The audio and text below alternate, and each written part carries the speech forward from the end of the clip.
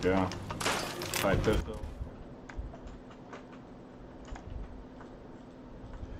Alright, hello everyone, this is Venom with We Have Land Entertainment, and today we are doing a bit of a live stream chat and reaction, or not really a reaction, impression discussion, as well as taking some questions from the chat over Fallout 76. So, first off, welcome. In the background, I've actually got, sorry I clicked out of that, I've actually got some of the footage from my 7-hour stream on Sunday.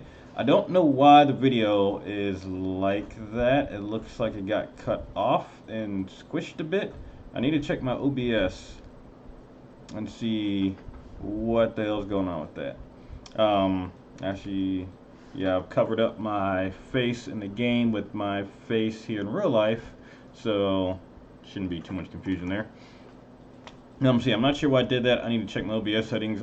Nothing looked weird when I was streaming it, so I don't know why it's doing this now.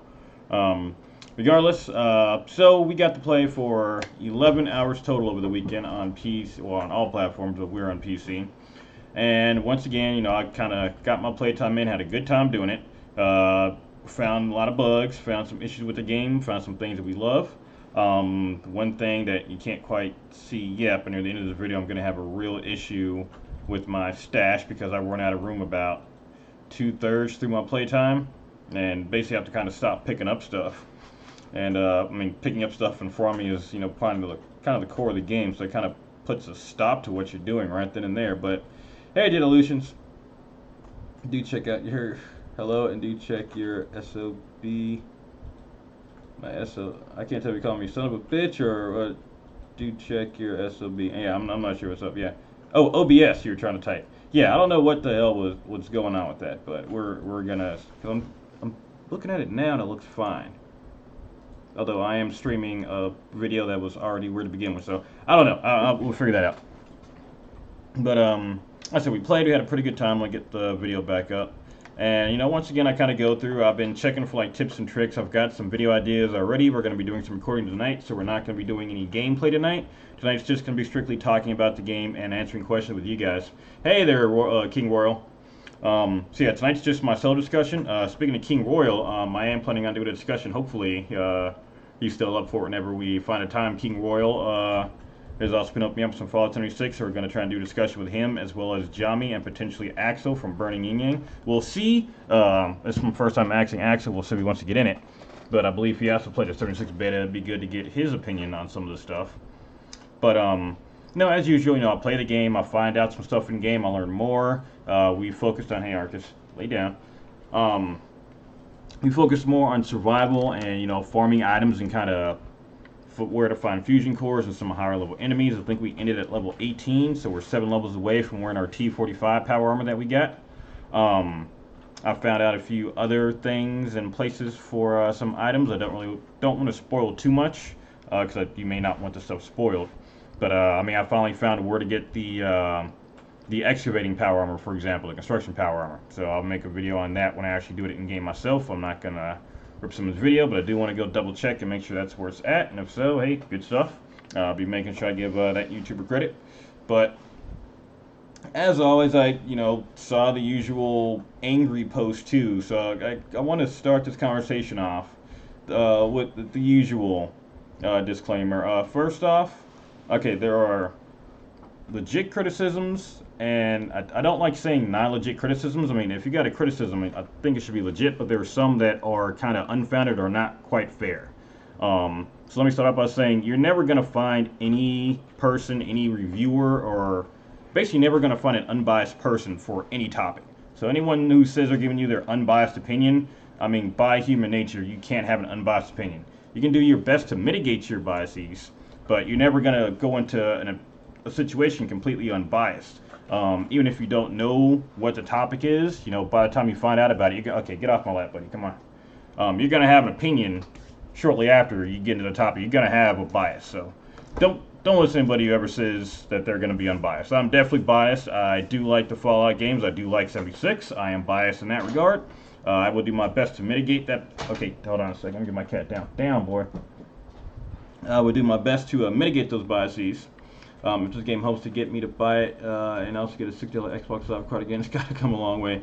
I'd probably go PC myself, but that's just me. That, PC master race. But enough of that. Yeah, don't listen to that. So, I mean, yeah, I am biased towards the game. And a couple more little disclaimers here too, and this is something that I've personally had to keep in mind with playing the game and kind of watching other YouTube footage about it, because everybody's hopped in on this bandwagon for 76.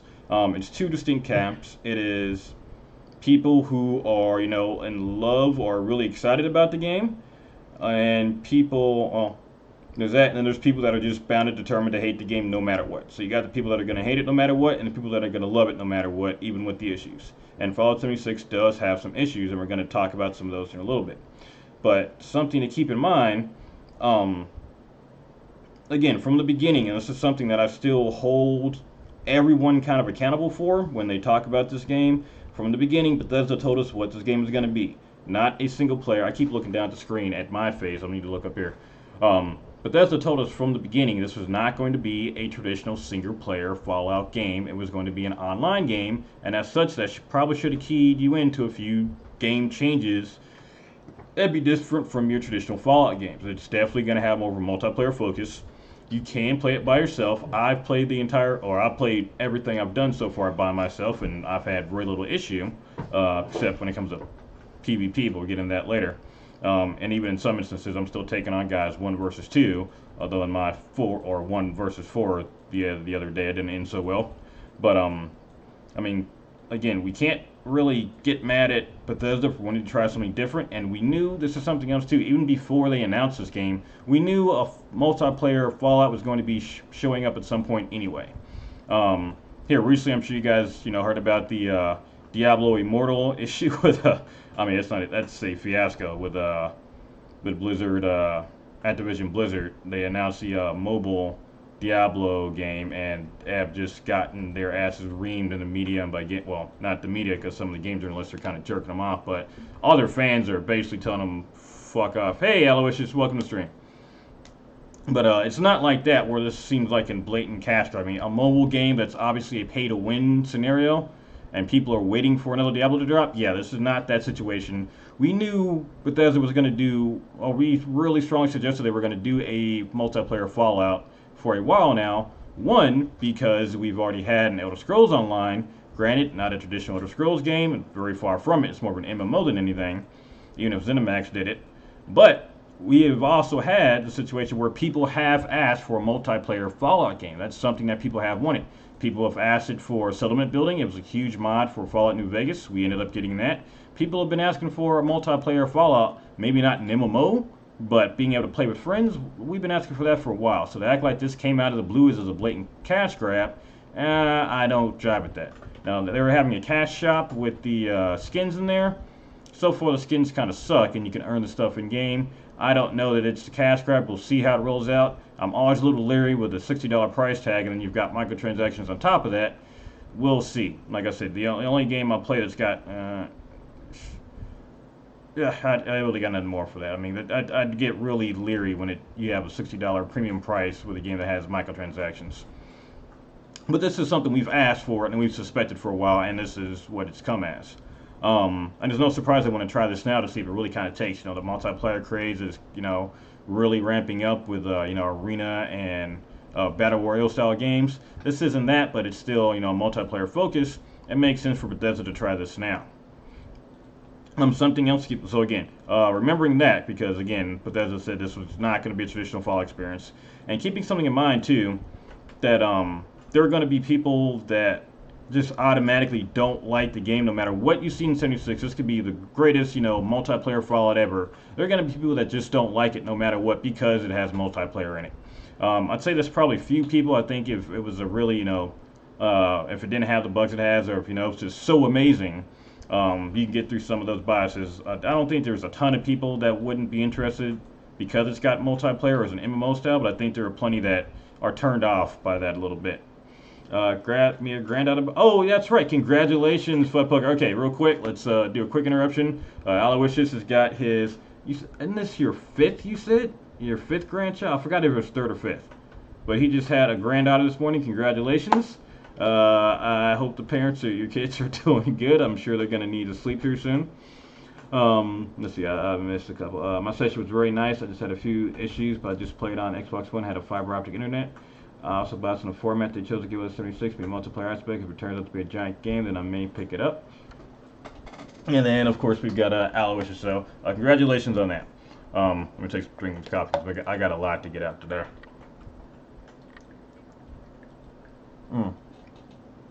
And again, we got one more actual person-to-person discussion after this. This is just me kind of rambling right now. So, again, keep that in mind that from the beginning, there's been hate on this game that's been unwarranted just because of the fact that it is a non-traditional Fallout game. I've said that before, and I'll probably have to say it again in future videos, but that part always kind of gets by people, especially when they talk about multiplayer aspects. I keep seeing videos where people are talking about parts of it seeming to definitely be more multiplayer focused, or would be more fun to play with friends. That's the whole point of the game. You can play it single player, but it's really a multiplayer game. It's meant to be played with other people. You can play by yourself if you choose, but they want you to play with people. They want you to play with friends. Now, that aspect, removing NPCs, I don't think is warranted, but that's a whole other story. Don't smoke, by the way, but it's bad for you. 2. Okay, you got 2. Everyone's great, thanks. All right, good to go. Well, like I said, tell them congratulations, and congratulations to you, too. Now, let me think of how to word this next part. And again, remembering everyone has biases. I had a YouTube comment the other day, and I had to pull up that YouTuber. There's been a lot of criticism about the game feeling empty, and I'm sorry, not empty but lonely. And I had to go back and think about a lot of the other crafting survival games we played again, that we played before. You know, some of the really big ones. You know, we got DayZ, 7 Days to Die, Ark Survival Evolved, Minecraft. Obviously, I mean, you can't really talk crafting survival without, you know, the big ones. Minecraft's one of the biggest.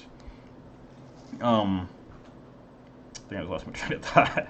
Crap, too many games. I just started thinking about Minecraft. Lonely. Oh yeah, Lonely. Thank you. One of my commenters actually brought up when I was talking about how some of the games journalists were talking about how, you know, the game felt lonely, and he said, well, I think you may be mixing this up, or they may be mixing up lonely and empty, and kind of using them interchangeably. And I thought about it, and Fallout 76 does feel empty at some points. And I think a lot of the journalists and some of our own opinions might be, you know, we're mixing those two terms up. There are spots in Fallout 76 that do feel empty, but there's also spots like that in every crafting survival game where you can make settlements, or basically, I mean, crafting survival, period. I mean, they're going to have empty spots. The entire area can't be straight up story areas. We need places to build at. We need, you know, empty places to kind of get away from people. And I think some of us are mixing that up too. So that's something else that I've really been kind of mulling over for the last, I think it's been about 2 weeks now. But Fallout 76 does feel a little bit empty, but so do most crafting survival games. And that emptiness in certain places is not really empty. It's just that there's not necessarily anything earth-shattering to do there. We had plenty of places that we went to that had buildings in it, you know, just had scrap in it, you know, maybe had a few buildings, or maybe a lot of buildings. It was just scrap, maybe had some enemies, but there wasn't really anything secret there. People still have been kind of judging this, thinking that there's going to be tons and tons of story elements to this game, when again, that's just not the case. I've seen huge areas that we ran through some on Saturday. I think one of the spots when we were running away from the Scorched Beast, we ran around what looked like a Scorched encampment. And I mean, there's a ton of stuff there, but I couldn't see any kind of story elements there. That doesn't mean that the area is... That doesn't really mean you should judge the area by a story game. Again, it's supposed to be a crafting survival game. There's not going to be story, you know, every single building you get to. There's scrap there. I mean, oftentimes that's good enough. In 7 days, I mean, hell, half the damn buildings look the same. And you know exactly where to go to find what you're looking for. It's going to be gun parts upstairs, a safe in the office, break some glass if you need it, and you know where most of the stuff's going to be at. You know, if you get lucky, you find a pistol in the toilet and some bullets. I mean, all the locations here are fairly unique. I mean, there are like 3 power plants, I think, and even those power plants are unique in their layout, especially on the outside. So, I mean, it's not like they're going through duplicating areas. So I think the game's still getting judged by story-type games when this really isn't that kind of genre of a game. Now, again, that's not to say that what is here does not have bugs in it. We're going to talk about some of the, and again, I don't want to say legitimate because that makes it sound like some of the other opinions are legitimate, but again, some just aren't really fairly being put on the game. Now, one of the first ones is, and I'm going to actually I've got all these parts or these points set up on my little timesheet here, so I know where to kind of scroll to. But here I am on Sunday, and one of the first places we went to was the airport. Now, you're going to see a lot of jerking on screen right now. That's not the stream. This is what the actual gameplay looked like for me, because in this area and some of the city areas, which we avoided for the most part, after we left the airport, we didn't go to another really highly populated area as far as like buildings, again, for the rest of that stream. That was 7 hours basically avoiding the city. And I mean, you can see how it's stuttering right here. I mean, there are times where it takes me a good damn near minute to turn around. I thought I was frozen at one point. But that is definitely got to be fixed. I mean, this latency, this is not optimized at all. I mean, I got a pretty decent PC, no $5,000 PC, but I mean, we're in Fallout 4, no problem. It runs this game just fine, except in these areas, and I'm not the only person having this issue. With the way the gaming industry is going, people are nervous. See a lot of shows. Yeah, exactly. A lot of show me the money. And again, I can understand people being nervous, and I think part of this is maybe 76 is just getting released at a bad time. And again, I think it's a good game. I think it's good for what they're trying to do. I think some of this is just they're releasing it at a time where there is so much distrust in the gaming industry. I mean, especially just looking, like I talked about it before, BlizzCon with what Activision Blizzard just tried to pull. Holy crap! I mean, that's definitely gonna be one of the highlights of the year as far as gaming flops. I mean, right up there with EA. It's gonna be up there right with Battlefront. And the same thing with Command and Conquer when they released the Command and Conquer mobile game. People didn't want this. You're taking franchises that people love, that you have a fan base for, and it's not like you're really doing something new with them. You're making a blatant cash grab. And in Diablo's case, it looked like basically like a reskin game that was already out, and they're working with a game company. I forgot what the name is. I don't want to get too far in the weeds here on that. But they're working with a game company that is known to make pay-to-win games. So you're taking these games that have a dedicated fan base. These fans have been waiting for these new games forever. Diablo 3, when it came out, I remember because that's the first game I pre-ordered was Diablo 3. I wanted to play it. I'd never pre-ordered a game before or played a Diablo game before. I was really excited, and when the game released, I was done with the content in like 2 days on Hell mode, and it was crap. They tried to pull the old auction house maneuver, try to monetize the auction house, trying to get treasure with a pain in the ass. I was done with the game. I mean, they've made improvements, but that burned me out on it so bad, I never went back to it. Then to go from that to Diablo Immortals, which is a blatant pay-to-win game, there's game journalists calling people, basically telling the gaming community who are upset about this that they're showing toxic masculinity signs or some bullshit, basically calling gamers entitled and saying we're a bunch of entitled fucking, basically calling us assholes for not liking this pay-to-win game. And, I mean, they're obviously either A, paid by Activision Blizzard to promote their games, of course they gotta say good stuff about it, but B, just the arrogance that some of these journalists are showing to the fans of these games is just unbelievable, and it's not the first time we've seen this either. I never had that issue, a slight choppiness in most. Okay, so King World actually played on Xbox One, so he never had that issue. See, I had that issue and I'm on PC. So obviously with PC, PS4, and Xbox, there's going to be different builds of the game.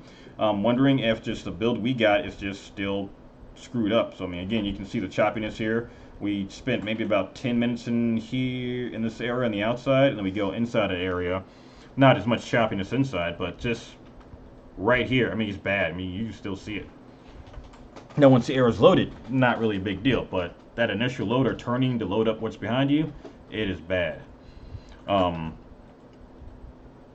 But, I mean, I immediately kind of want to make that comparison when looking at Fallout 4. I had to kind of take a step back, or not Fallout 4, Fallout 76. I'm like, is Fallout 76 was just a cash grab from Fallout 4? Because that is something that a lot of, game journalists and YouTubers are saying, is that this is just a blatant cash grab using Fallout 4 assets, and I had to really stand back and think about that. And again, I don't really think that's what this is. They've obviously put a lot of work into this game. You can tell a cash grab game pretty easily. Again, these mobile games are very easy cash grabs, and they're almost guaranteed to make their money because they're pay to win games. I mean, if you can get it promoting, get enough people downloading, you don't need a ton of players. You just need enough players to sink a ton of money into the game for the pay to win mechanics. Again, those are called whales. If you've looked up any of the pay to win stuff and loot box controversies in the last 18 months, you may have read up a bit more about this. I've been following it quite extensively. But you can typically tell a pay-to-win game or cash grab. This does not seem like it's it. It seems like it's definitely an experiment, and I do like where the head's going. I like them experimenting, but it does not seem like it is a cash grab. So I don't think that's really a fair assessment. Now again, to say that the game doesn't have bugs, that's the game's got bugs. It has got bugs out the ass right now. Yeah, there is I have the Xbox One X. I know others who had one or just one they had bad. Okay, so I guess Xbox One players had some issues. King World had the Xbox One X. Matter of fact, King World, I know it's not quite yet. Are you free right now? Do you want to just kind of hop in the discussion with me? We're still doing our normal one, but if you want to hop in, I can pull up my my Discord. You can kind of hop and we can discuss this together here. Let me know in the chat if you do. I'll hop into my Discord and send you an invite. We can you can hop in discussion with me. But in the meantime, so I'm kind of having to step back. This is why it takes me a bit to make these videos, because I think about this stuff for a while. I mean, we played this on Sunday. I had all night and all day to think about this, and luckily I have a job to where I can kind of zone out sometimes and just think about this stuff and watch other videos about it. And again, being fair, the game's got issues. Man, we're going to go ahead and jump to the inside, because outside you can see, I mean, it's been laggy for a while. I'm going to show you what the inside looks like, and you can see how much less choppy it is. I think we're inside now. I may have skipped. This is a 6-hour video, so I mean, if I move the mouse a pixel, I'm skipping by like 10 minutes. There we go. Sure, okay, give me just a sec, guys. I'm going to pull up my Discord. And again, if you haven't joined my Discord already, the link's in the description. I do try to hop in there a lot. We do discussions there. I'm trying to post videos and stuff there. Let me go ahead and hop into Discord now. Right here. Probably just call you. Hold on here. Yeah, I'm just going to start a call with you.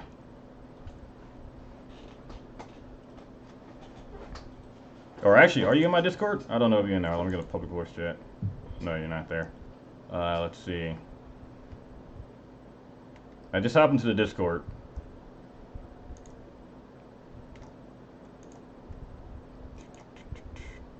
Where's the call at? Sorry, we're still getting a lot of this set up. I have been messing around with quite a bit in here lately. Okay, go ahead and hop in Discord in the public voice chat, and I'll drag you down to the podcast section. And again, link in the description if you're not on there already. But so taking all that into account, it's not a cash or a blatant cash grab. I keep saying that, but I want to kind of pound it into people's heads that that's not what this is or meant to be. It's just an experiment. There he is. Hold on. There's a call. Join call. Hey, man. Hey, what's up there, King Gamer? Okay, so first off, welcome, King World, the Clueless Gamer. Thank you. Thank you. So you guys all know him from the chat already. He's one of our regular watchers. We've been kind of talking about the game behind the scenes a little bit. He's helped me out with a little bit of footage and a little bit of information for the game before I had access to it. So welcome to the call. And I mean, I haven't had you on the stream yet, so kind of let me know what your impressions are before I continue on about the game overall. I have mixed emotions for Fallout. I see it has great potentials and it has a solid platform. It definitely has holes within it. Give me a couple of examples, because I know I put some out there, and I don't want to put any in your head too. So let's see if we have any overlapping examples, or if you have some other perspectives that I might not have. Right. Of course, the number one thing is the multiplayer portion of it. I mean, who hasn't had the frustration at some point in time that their companion just didn't follow what you asked them to do, and they go run in and mess up a whole mission for you? And if you have a group of good friends that you play with all the time, you guys can communicate and actually accomplish great goals and have a fun time doing it. And I think it's built fairly solid from my personal experience with it. Wouldn't be so bad. Hold on 1 second. What, baby? I'm talking to somebody. Yeah, I wasn't talking to you. Oh, I couldn't tell. It's like you were talking to me. You were there cuddled up the cat. I ain't cuddled shit. I was telling him It looks like you're cuddling me. that if I was watching a TV show, it wouldn't be that big of a deal. Mm-hmm. My wife's over there cuddling with the cat acting like she's not. Sorry about that. Dude, I'm not even touching him. You say that, but he's right there. I'm just saying. You're not pushing him off of you. Now you're just being mean. Alright, sorry about that. I'm back. I'm giving my wife some crap. No problems. Now, as far as some of the holes, I feel like having a lack of NPCs is a slight mistake. I think there could be a simplistic raider NPC mode or something. Getting all your missions from notes and terminals and holotapes, it works, but it's kind of janky in my opinion. Yeah, and I agree on that too. And I do think that the idea to not have NPCs, I still think it's one where they just worked backwards from an idea. I think they had the idea of, oh, what if it's a Fallout game where every person you meet is a player, and then they worked backwards and kind of made everything fit around that one idea. I think it's a novel idea, but not necessarily one that really works for me. Don't get me wrong, me personally, there are very few NPCs I've actually cared about. When I'm playing a Fallout game or even a Elder Scrolls game, I don't typically get connected or invested in too many of them just because my own ideals, I tend to play the games the way I would think I would in real life, role playing in my head or whatever. I don't like most of the NPCs that are there. I mean, half of them are just way off, like the Brotherhood NPCs. I know what the Brotherhood's about, so I just can't get with them. Preston's annoying. Piper's annoying. Totally agree. Very needy or has a closed-minded view on what should survive and not survive depending on which one you're talking about. Absolutely. Yeah, exactly. And even stuff like in Skyrim, when you get to the end of the game and have to choose basically between the games and Paarthurnax, I'm kind of like, okay, well, that's not really giving me the choices I would make. These are just the choices you want me to make. I personally, and this is just me, have issues really connecting. So the lack of NPCs doesn't really bug me so much as far as people to connect with. Now, it does make quest giving and world building a bit odd for me. It's not necessarily game breaking, but I mean, a lot of people are upset because there's no interaction with people or those relationships to build. I personally never built relationships with these people or with these NPCs. And I also know that I'm weird that way. I mean, I just don't like half the NPCs that I come across. So that's just me on that one. But it does I totally make the agree. world seem it does make the world seem a bit emptier as far as building an actual world. Now, the aspect of not having NPCs, the positiveness is that when you do see that next player, is he, a nice, courteous player, or is he like a D-bag that day? Yeah, exactly. And that's something that happened to me when I was playing on Sunday. I ended up, and this is something else that we're going to have to figure out how it works. I ended up helping someone with an event, and as soon as I showed up, I hadn't done anything. Their turrets were shooting at me and apparently at them. So I tried to shoot one of the turrets to take them out, immediately got a wanted level. So even if I'd shot it on accident, I would have been wanted. They're going to have to adjust that system because that didn't make any sense. The turrets were shooting both the people defending it when one of them owns the place. That seemed really weird. But long story short, I had a wanted level on my head, so I purposely put all my scrap up, went back to Vault 76 to let somebody kill me. Well, while I was standing there getting my stuff together, ended up getting jumped by him again afterwards by 4 of his buddies. Had some issues with the grenade throwing button, which one of the bugs I am going to say right now, the favorite bar is tied to the mouse wheel. So is the grenade and the melee button for me, so it's all mouse wheel. Now, of course, throw grenade, you hold the melee button. To melee, you just push it. But if you use the mouse wheel, it'll open up your favorite button. Well, if you're in the middle of combat, fighting a person, your heart's pounding, you go to hit that melee button, you might scroll by accident. I kept opening up my damn favorites menu. So half that fight, I was in my favorites menu trying to escape when I was trying to throw a throwing knife at the guy. I eventually ended up coming back and just sniping him in the head a couple times from the top of Vault 76, which was funny as hell. But yeah, I mean, that that's going to be something that's going to be an issue for a lot of people, actually. It's not necessarily, and I think Bethesda might be a little overreaching when they think people are going to be interacting and trading. I don't know anyone who's actually been selling anyone equipment so far. We've been looking for robots and NPCs to sell equipment. We tend to make stuff ourselves, go find it. I don't really have a reason to trade with other players unless they're on my team and somebody needs something, and I'll just give it to them. I mean, they're thinking we're going to make trading caravans or, you know, meet other players or trade, say, hey, do you have this? I got a few caps for you. I mean, that's not how these games tend to work. I mean, it's a novel idea. That's not the way the world works, though. Still there? Uh-oh. I think I may have lost, Clueless there. Hold on. You there? Alright, he may have disconnected. But no jokes about Vinning being a secret Imperial. I'm not an Imperial. Don't even start it. Hello? Yep, you back? Yeah, I never left. It just got weird, I guess. Oh, okay. Yeah, I was saying, have you traded with someone in the world yet? Someone opened up a trade with me once. All I did was look and see what was in the inventory. They had nothing I wanted, and they didn't even have a microphone anyway. So even if we really wanted to trade, I could tell them what I wanted or communicate. They couldn't communicate back to me except through emojis. That's not gonna help anything. Well, not only that, but it was the one time I did enter a trading interaction with another unknown player. They, once again, did not have a microphone.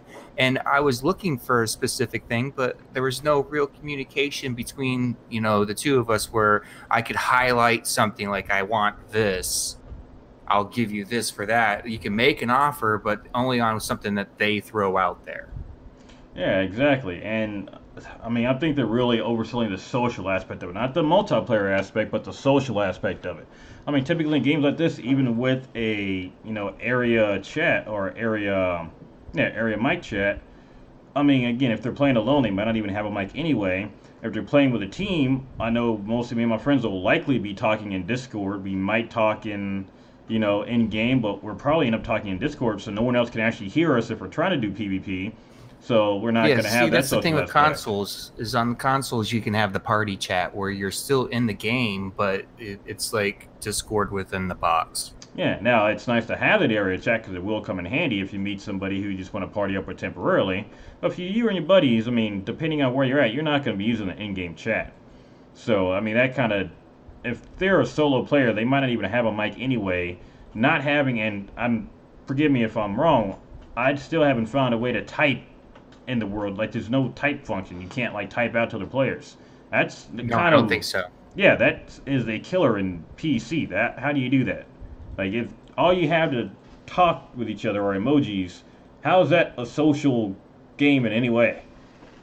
I don't know. They figure that no matter what platform you're on, you're going to be able to friend up and then communicate via mic, I suppose. I don't, not 100% sure on that logic. Yeah, and don't get me wrong, it's not hard to get a mic, and I think most people will have them, but a lot of them won't have them plugged in, some people won't have them, and some people just aren't going to want to talk to other people. Having an in-game chat would help. I mean, again, I don't know any multiplayer PC game. I mean, even Ark has had serious issues in multiplayer. Even on the consoles, Ark has in-game chat where you can talk on the official servers. You can just type in. I had a keyboard set up when I used to play hooked up to my PS4. I could chat pretty well, no problem. So that's kind of a weird aspect. I think they're definitely overplaying the multiplayer part of this. Or, not the multiplayer, the social aspect of the multiplayer. And flipping the gears a little bit, going to the single player, people are saying that it's going to be too difficult or not fun enough to play as a single player. I see this as being an appealing single player game personally, but I'm also a fan, so I have that slight bias. As far as the difficulty, I can personally attest, it's not, I think the only time we died, I think we died the first time we played by something goofy. If you're playing smart, it shouldn't be a problem. You shouldn't die more than any other Fallout game. At one point during my stream on Sunday, I actually came across a level 50 Scorch Beast. Of course, I couldn't kill. I was like level 14 at the time, I think. So yeah, that thing ended up killing me. The second time I was able to survive it and run past it, I could have potentially killed it. I would have been there for an hour doing it. But it also makes sense. I mean, I was very undergeared, not really any armor besides the power armor, frame, some decent weapons, but nothing, high end. But everything that's above my level, and even like 10 levels or so, or 10 or 20 levels above me, I mean, I was farming level 30 some creatures on Sunday by myself. Yeah, I it's not played this whole thing myself. impossible. You Yeah. just have to be strategy about it. And I feel like it's tiered fairly in level for what it is, because you don't want it too easy when you have a group, and you don't want it overly too hard when you're a single player. Yeah, the only real issue or enemy I ran across besides the Scorch Beast that was an issue were the Gulpers. And even in Fallout 4, those Gulpers were hard to take down if you weren't ready for them. They are tanky and have a lot of damage resistance. So it doesn't shock me that that one killed me that was, 10 levels above me and diseased. I mean, yeah, Yeah, it the makes sense it disease killed is me. a nice twist. Is on top of that, I got bone worms, and I didn't pay attention to it, and I was oblivious to it. I should have paid closer attention to it. And I'm like, what's wrong with my character? Yeah, I ended up getting a couple diseases and I ended up getting the bird bone mutation. I got rid of it though because it lowered my carry weight. But I ended up getting Right. some. I've been diseased a couple times. I get a lot of diseases out here. I need to watch where I'm stepping. But Yeah, them spikes really get you, and that's a nice new twist. I don't like it when they say it's a cheap ripoff. Yes, they used a lot of the platform of previous Fallout's, because if they didn't, then it wouldn't even be anything near Fallout. yeah, they have to use the same engine because that's the engine they've got. They're working on a new one finally, so Fallout 76 should be the final game with the creation engine, which is very old and is basically patched together at this point and causes, some of the most iconic, Bethesda bugs. It should be the last game with it. But obviously they didn't Yeah. have the technology at the time. In fact, Todd Howard talked about how they wanted to make another Skyrim game, but they didn't quite have the tech, or not Skyrim, Elder Scrolls game. But the one they want to make, they're still working on the technology for it. So I mean, they've been working on a new engine. It's just not here yet. So the new game should have that engine. This should be the final one. So yeah, Awesome. and there are plenty of assets taken from Fallout 4, and just like New Vegas had a few assets from Fallout 3, it had plenty of new stuff in here, and this has some new stuff. But some of the stuff, I mean, it doesn't make sense to like get new containers and new locker types. No. I mean, the railings. I mean, how do you want to redesign a railing? It makes sense to use the assets you have. Now that doesn't Yeah, mean you don't that. want it to be too far off. But Yeah, the exactly. creatures and the monsters and all that, absolutely, because it's 20 years afterwards. So the next time we see Fallout is much farther down the line, and things have enough time to change. Yeah, exactly. And I mean, how are you going to change it? I mean, even between Fallout 3, New Vegas, and here, yeah, Super Mutants look different because of the graphics, but I mean, this is the same range of graphics as 4. Why would it make sense for like Super Mutants or ghouls to look different? I mean, we've got plenty of new enemies in there too. The Scorch Beast. We've had the new main. I guess not really the main, but I guess in the same realm as the ghouls. We've got the Scorched. Um, Oh, I had the most problems with the Scorched. The Scorch, when you get a bunch of them and they have, pistols on them, mhm. they can overrun you a lot quicker than what you think. Oh yeah.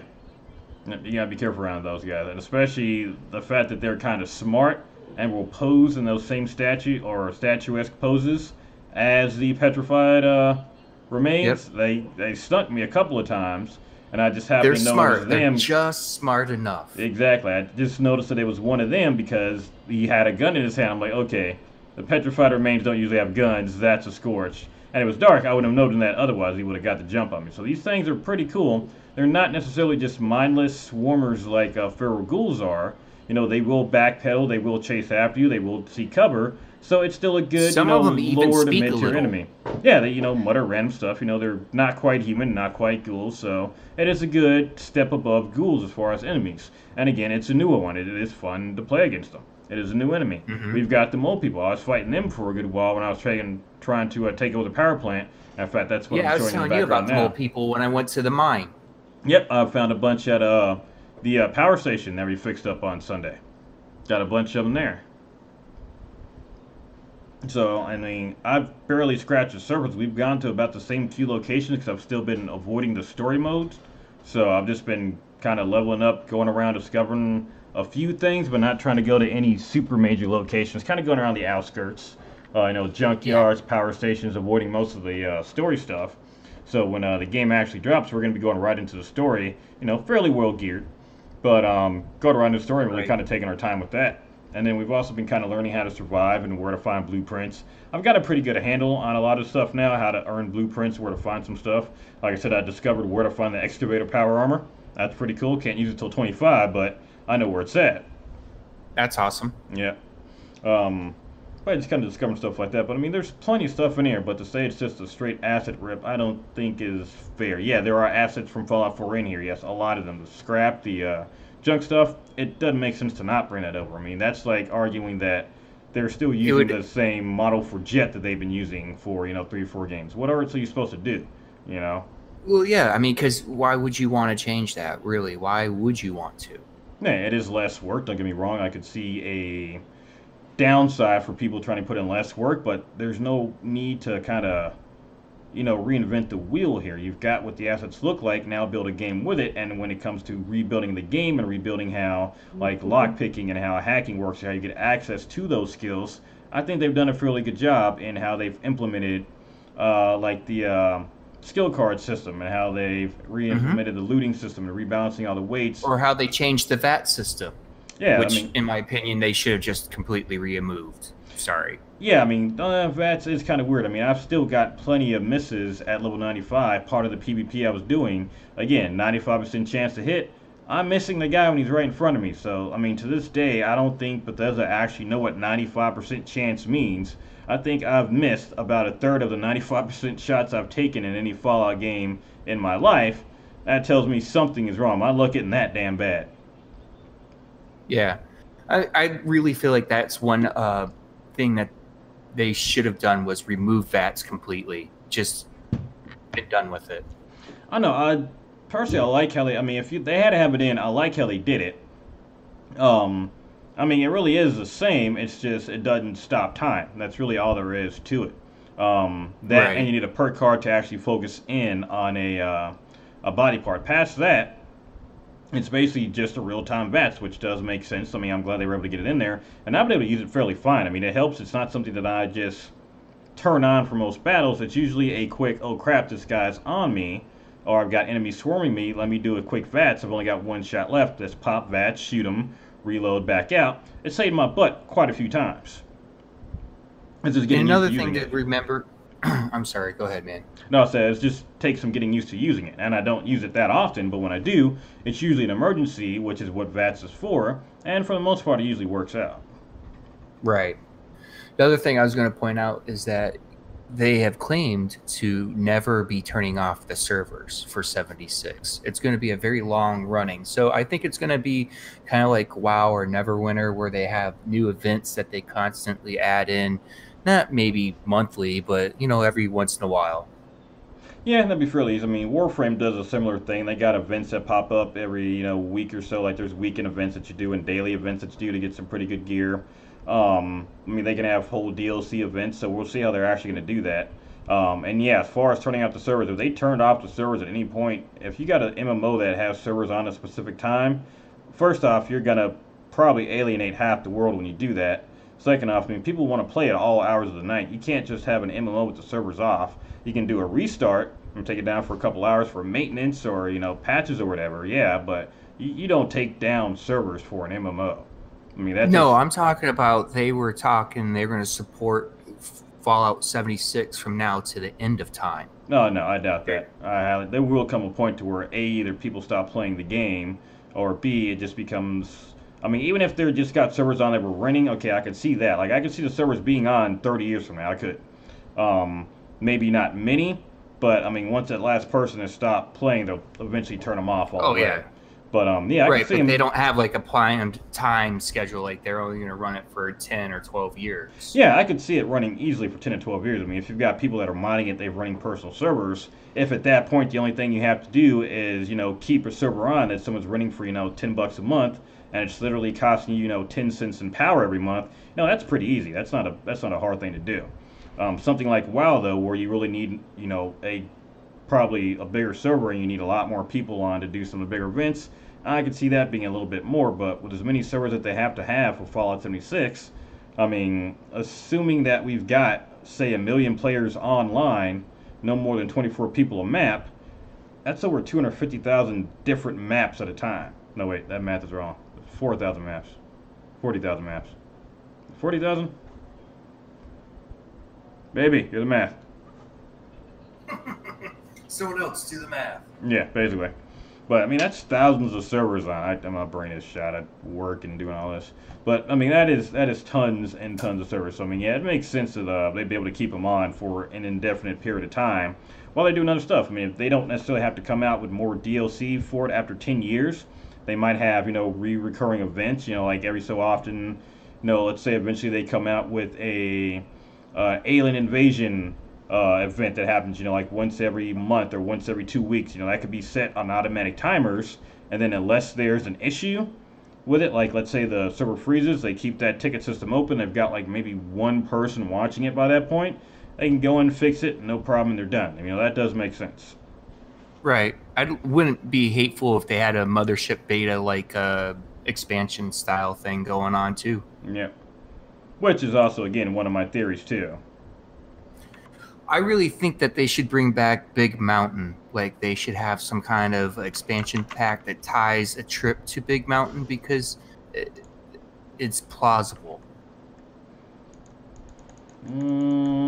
I don't. Well, it's plausible. I don't know how it's going to fit in. Like, I'm not sure when they're going to, or if they're ever going to give us a new area. Like, okay, sorry, it's about 42,000 servers for 1 million players.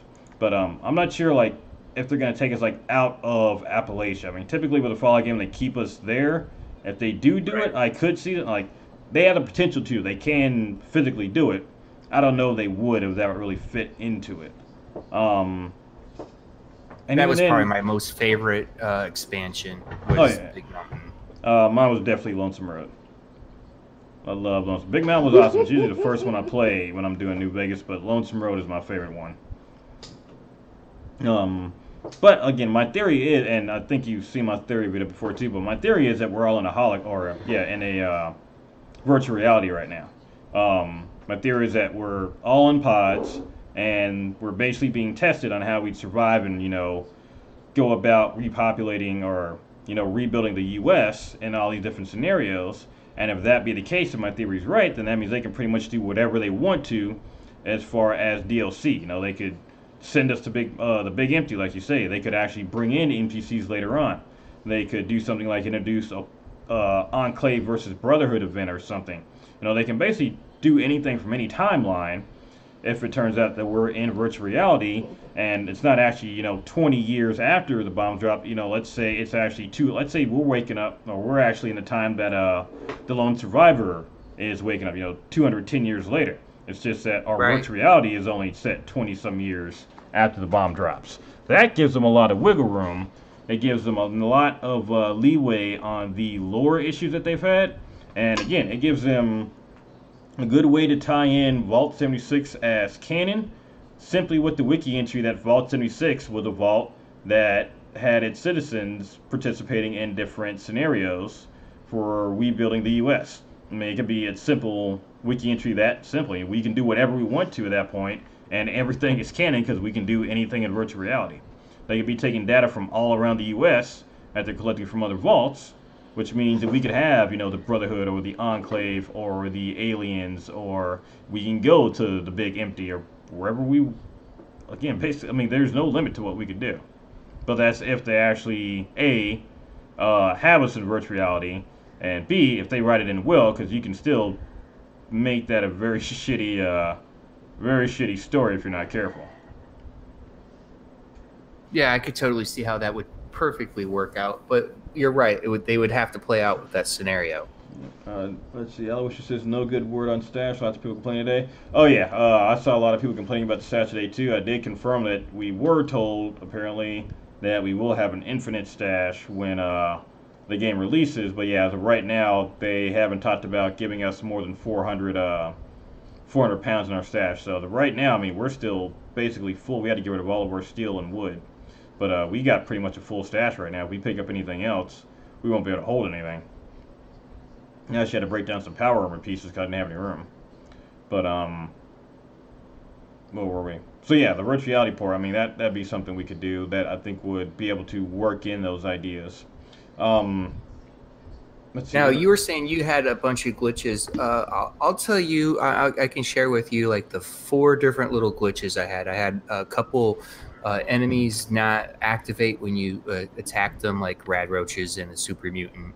Yeah. Shot them, and their health didn't go down, and they didn't activate at all. Okay. I experienced a little bit of choppiness a couple of times. And then another time, the biggest glitch I found is I came out of a building and there was a bunch of super mutants and I had a weapon in my hand, but then it disappeared and I couldn't get a weapon back out or to shoot anything at all for like a good 20 minutes. Damn. So that's a big break right there, and I did post that. I had a couple. I had one issue where I forgot what I was doing at the time, but I got frozen. I was trying to get in power armor and something happened to me. I think I died when I was trying to get into power armor. That's right. I was trying to run to a power armor frame I'd found, and Super Mutant killed me as I was doing the load in animation, or the get in animation. When I respawned, I could not move.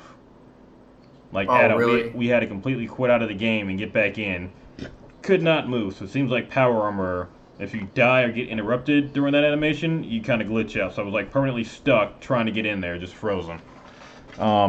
We've had the enemy T-pose pop up a couple times, where the enemies were coming after us, but they weren't like moving, their legs weren't running.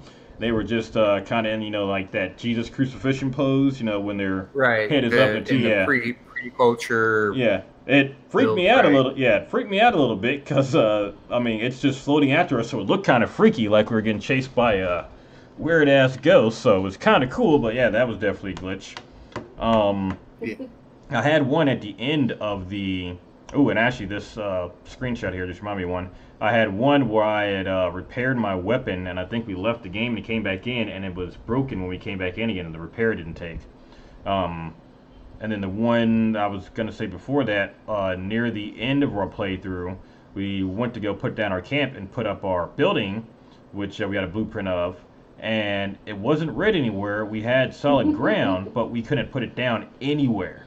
Like, it was that same Fallout 4 weird glitch where it didn't want to put it down. We had to put down all the floor pieces. No auto align. Yeah, like we put the whole building down. It wouldn't let us go. There was no point to actually like drop it. We had the entire thing built and it fit in that similar spot before, so I had to go through and put it back down piece by piece, and it fit then, but there was no reason that whole building wouldn't actually go down. So that was really annoying.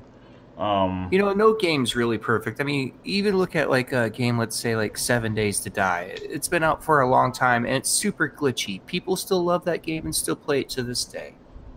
True, although 7 Days to Die is just I think they're finished now. They had, I think, made a whole new engine for the game too. Unfortunately, we're not going to be able to make a new engine for 76. So, but you're right, people do play to the game or to this day.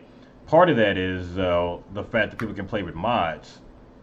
Like a lot of the games that are pre-release or alpha stages, that are on Steam, a lot of them allow other people to mod the game. So I mean, Space Engineers was one, 7 Days, like you said, is another.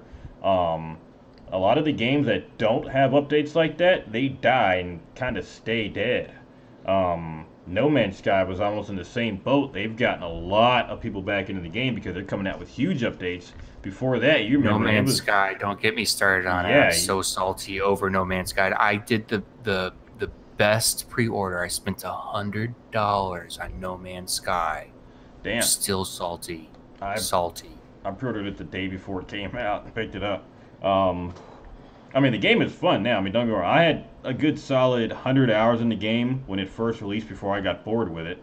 And again, I kind of like the mindless crafting survival games. And even that one wasn't even so much a survival game. It was really just hopping around. But I had a good fun 100 hours, upgrading my ship. I think I took like 3 or 4 days off work to play it. Had a good time, but when that brick wall hit of having nothing to do, it hit, and it hit hard. They've been coming out with updates. I got it for me and my wife on PC. Had a pretty good time playing it. There's still updates coming out for it. They just released the one where we have submarines finally. That's something I never thought we were going to get. Hold on. Officer says yesterday when you could not sell the robot merch, found fixed. You sell the robots in bulk. That thing on the in the craft we did not know its use. Oh, okay, in bulk. Okay, that works then. I was looking at that too. Part of the status thing. I guess you can craft items into bulk, and I guess they also weigh less too. But Aloysius is just saying you can sell them in bulk, so that'll probably help. But yeah, a lot of these games that are in early access for a long time, or in beta stages for a long time, unless they're able to be modded, or unless they're being updated like constantly, they die out pretty quick. I think the only game I could say that really isn't like that is Warframe, because technically it's still in beta even after all these years. Even though it feels like a complete game that's still getting more stuff for it, it's still technically in beta. How long's it been like that? Shit, for years. I've been playing it for like 4 years or so, 5 years. I started playing it about a year after it came out, but I guess this whole time it's technically been in beta, which is funny because it's gone through massive changes since then. But it is what it is. I guarantee 76 is going to get mods. It's gonna have to if they really want. I mean, if they just want to do this experiment and be done with it, I mean, that's fine. I mean, if they're going to keep the servers on and let us mod them the way we want to, that's great. But I still think letting us have our own private servers, or making a way to where we can mod our private servers that we rent from them, however we want to, without any fear of having our mods taken down or not being able to mod it up the way we want. If they don't give us that, it's not going to survive. I mean, as an experiment, I believe they will, though. I mean, look, they let every other one of their games be like that, pretty much.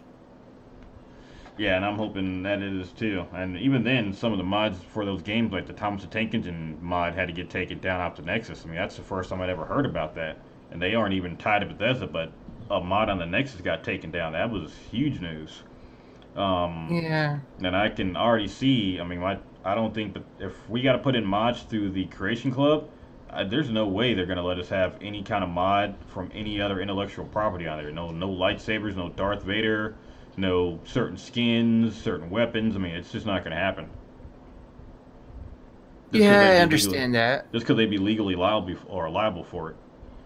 Yeah, I totally understand that. I mean, there's that legality of it because they are an entity that has to represent themselves. But as far as getting mods, I really think it might be a time frame, maybe a year and a half or 2 years after the release. And I think the mods will be like everything else. I think if the community keeps making a big enough huff about it, then mods will be good. And there's a huge portion of the population, too, as far as the community goes. And I wholeheartedly agree with this, too. This is one thing that I am having issues getting over with. Because there will come a point to where I get tired of this, too, just like any game. And mods is what keeps us coming back to it.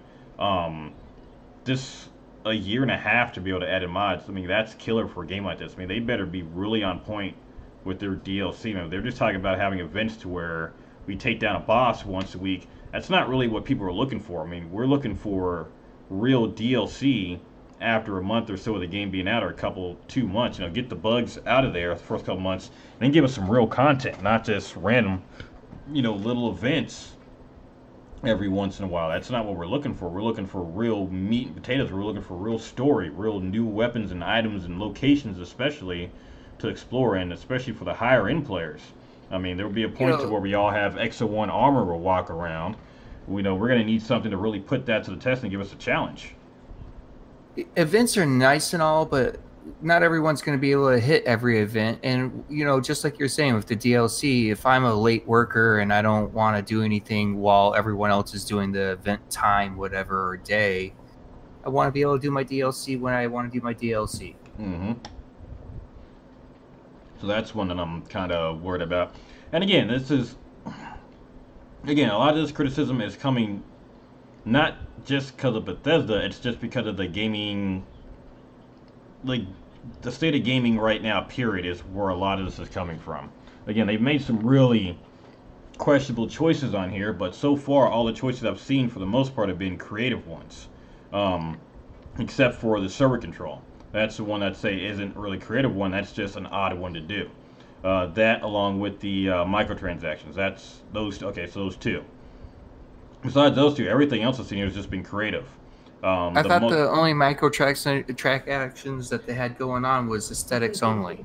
Yeah, aesthetics only, and the fact you can earn the stuff in gaming. I've already got like 700 atoms, and I haven't been trying to do anything. So I think after the first day, I had 400. I could buy whatever I wanted. There's just nothing in there that I want to get. I think the Fisherman's overalls are the best looking thing so far.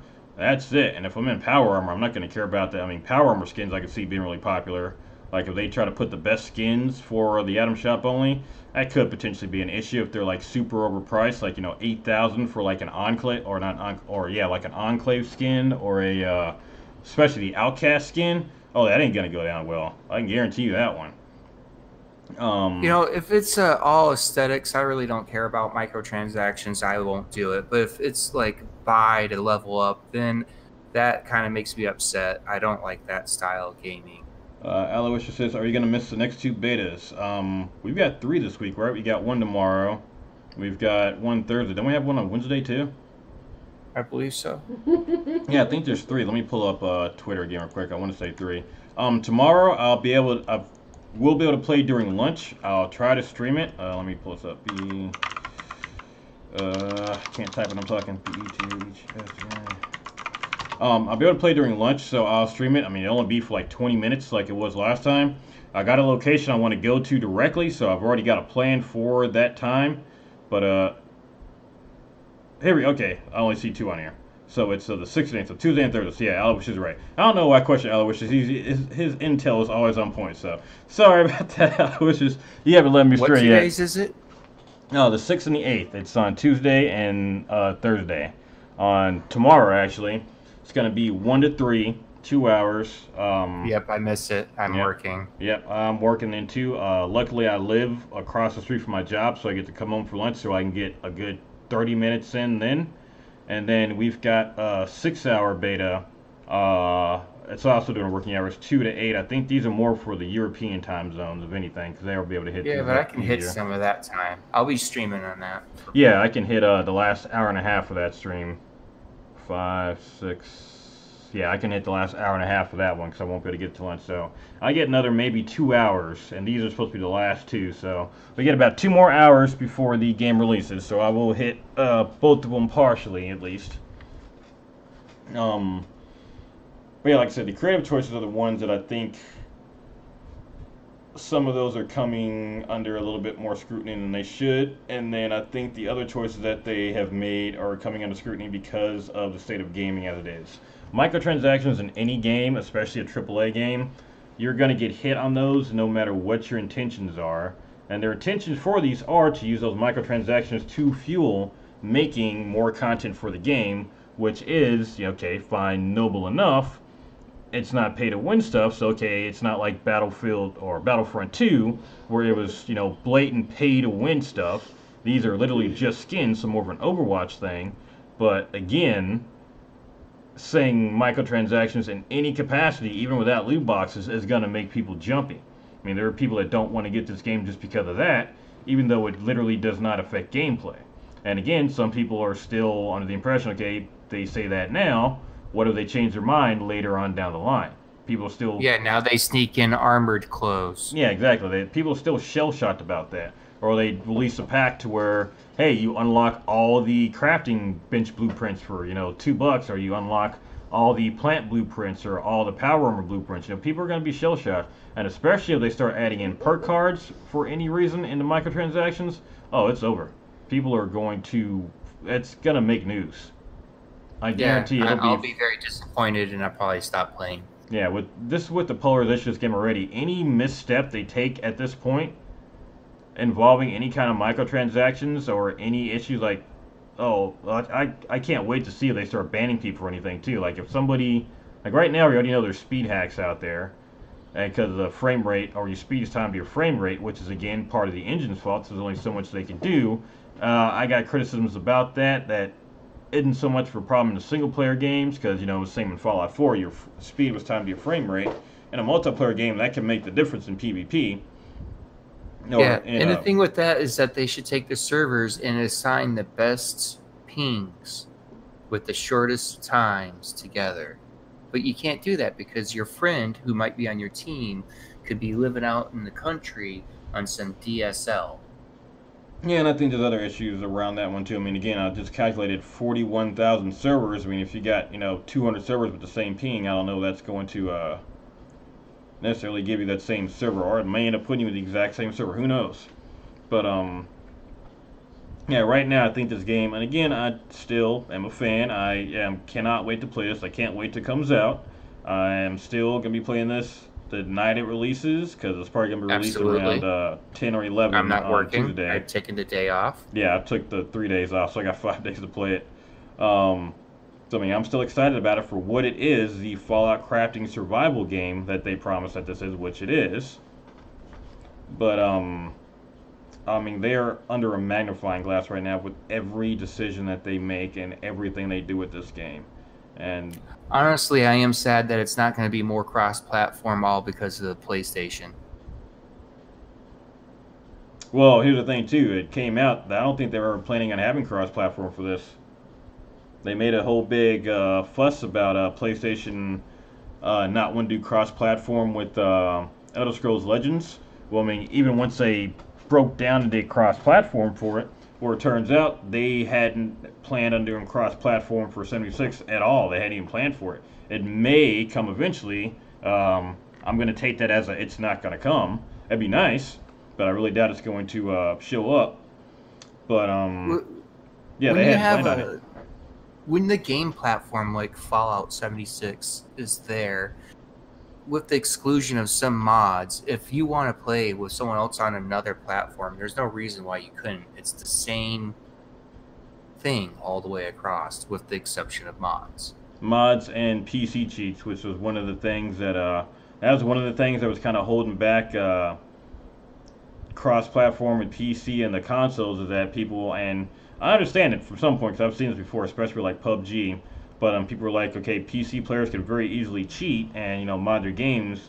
On console, you can't do that, unless that's an obvious disadvantage, not just for other people on PC who have to deal with cheaters, but console players as well. Obviously, we've got a lot more, or it's not quite as prevalent anymore, and there's a lot harsher penalties nowadays for that kind of thing. But even then, I think that's still kind of a weak excuse. Even if you take cheating out, if you just put in their custom hotkeying, which gives you an upper hand in itself. Oh, yeah. Most definitely. Been married 27 years, no worries. And Aloysius said bigger stash boxes in Adam Store, then it'll hit the fan. Yeah, if they add bigger stash boxes, if we turn out we got a limit and you can get a bigger stash box at the Adam Store, that's going to hit the fan. But, yeah, the PvP thing, or the cheating thing is a really poor excuse. It really is. And from what I understood from the article I personally read, was that PlayStation was saying they didn't want to do it because of security and safety. I'm thinking, well, you do it for Rocket League and a couple other games. What's the difference?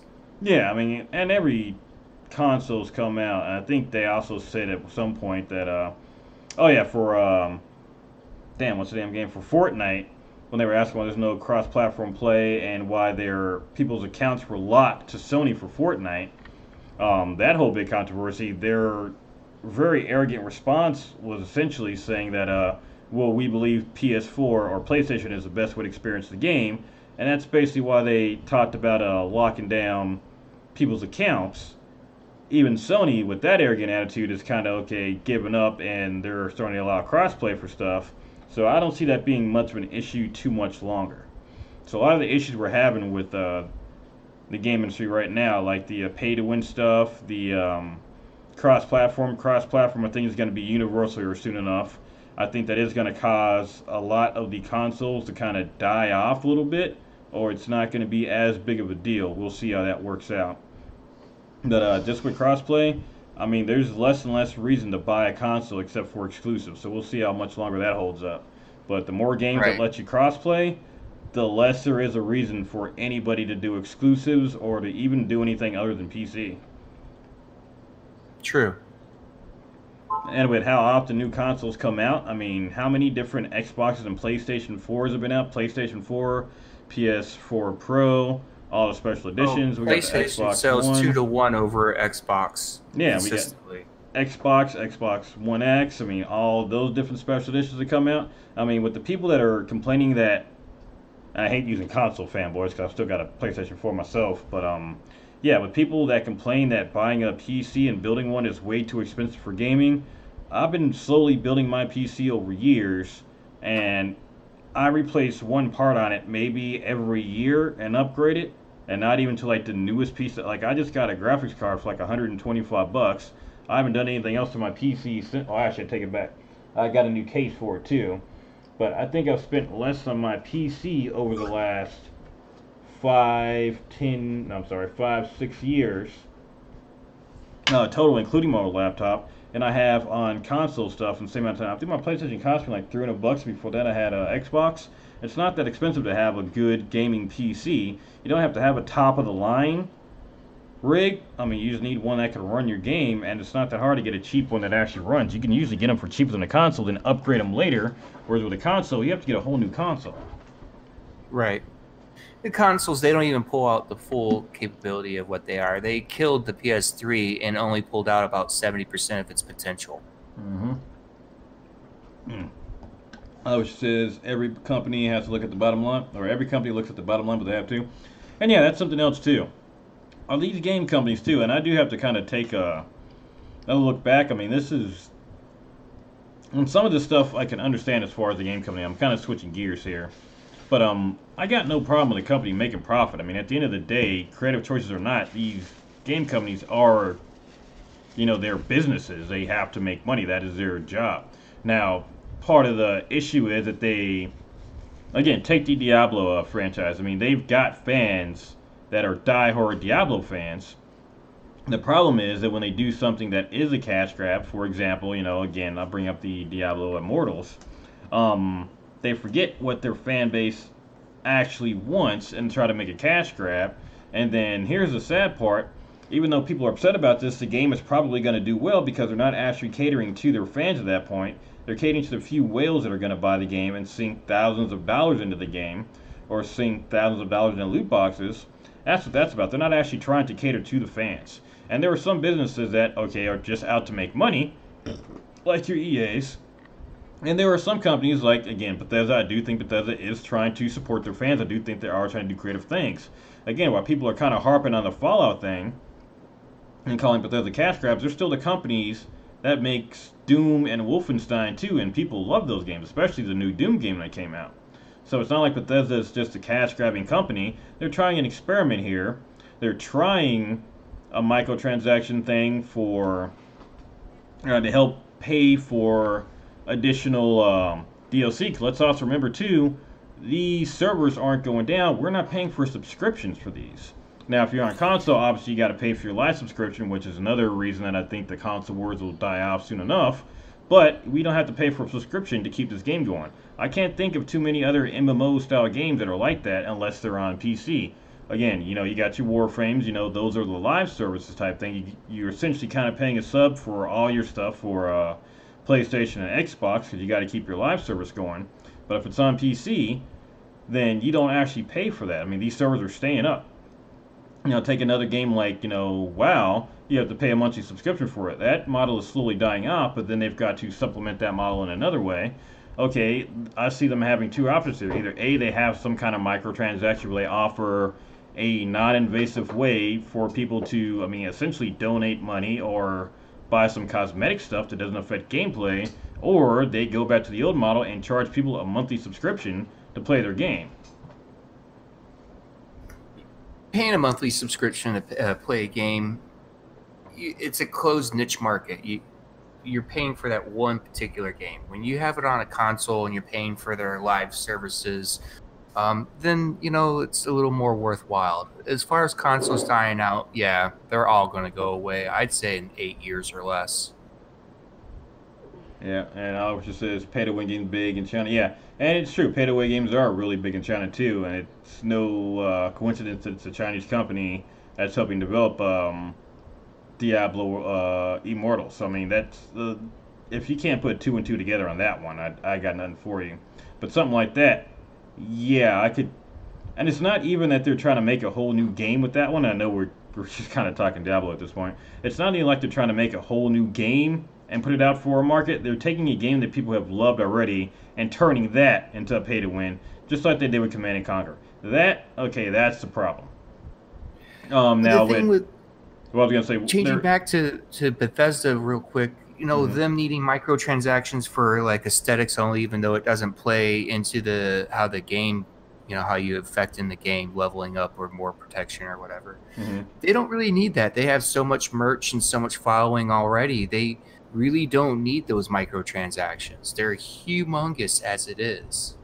Well, super successful. Well, and that depends too, and this is one thing that a lot of people don't realize about companies. And I can't tell you how the internal workings of Bethesda works or how it works with their Fallout games, but a lot of people just assume these huge companies have tons and tons of money to throw around, and in some of these cases they do. I mean, we've got EA; they definitely don't need to be microtransacting their players the way they are to pay for the stuff that they're doing. The worst. At the same time, it does still take money to develop these things. You do still have to pay people, and a lot of these games, these IPs, they live and die on their own. You're typically not gonna, and I'd say it's very unlikely that they would use funds from, say, Diablo sales to directly fund Fallout stuff. I mean, Fallout's gonna live and die on its own. Overall, the company's got plenty of money, but that money's got to go to certain things. I mean, you have your development team for Fallout, for example. You typically, whatever money from Fallout there is going to go to developing more stuff for Fallout. So, for example, let's say we need some DLC for 76. If we had no other microtransactions, that DLC is going to be developed and paid for by the game sales of 76 alone. So if it doesn't sell very well, you're not going to get very much, if any, DLC from it.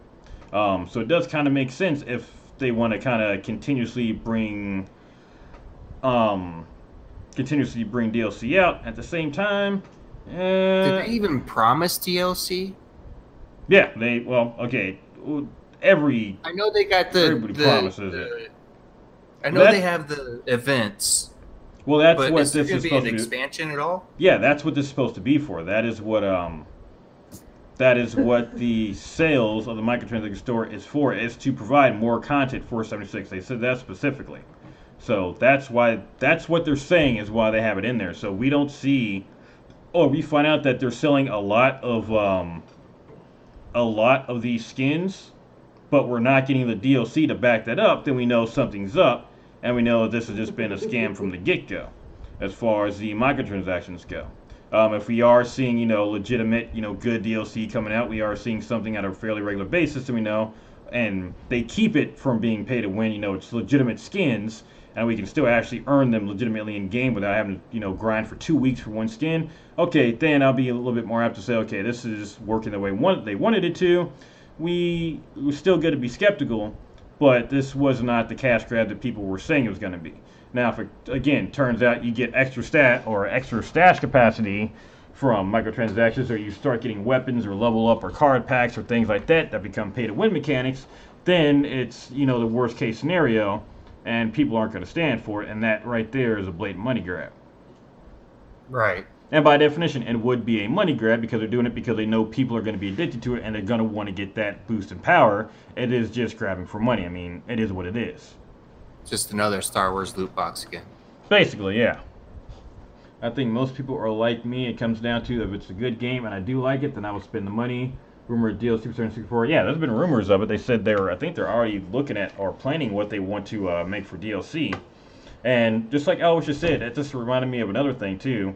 I was watching another YouTuber's video, and I tend to watch big YouTubers and little YouTubers too, and pay attention to their comments a lot too. And I always notice, again, there seems to be like two very distinct camps. There is a camp of people who are just railing on this game, and it almost seems like they're railing on it just for fun, and they're not really saying anything new that anyone else hasn't said already. The game's got people are upset about frame rate issues, or they're bringing up stuff that we already know that are legitimate issues, but then they keep railing on the fact that it's a multiplayer game and the things that we've known from the get-go that don't deserve the criticism they're getting. If they don't like the game because it's a multiplayer game, okay, fine.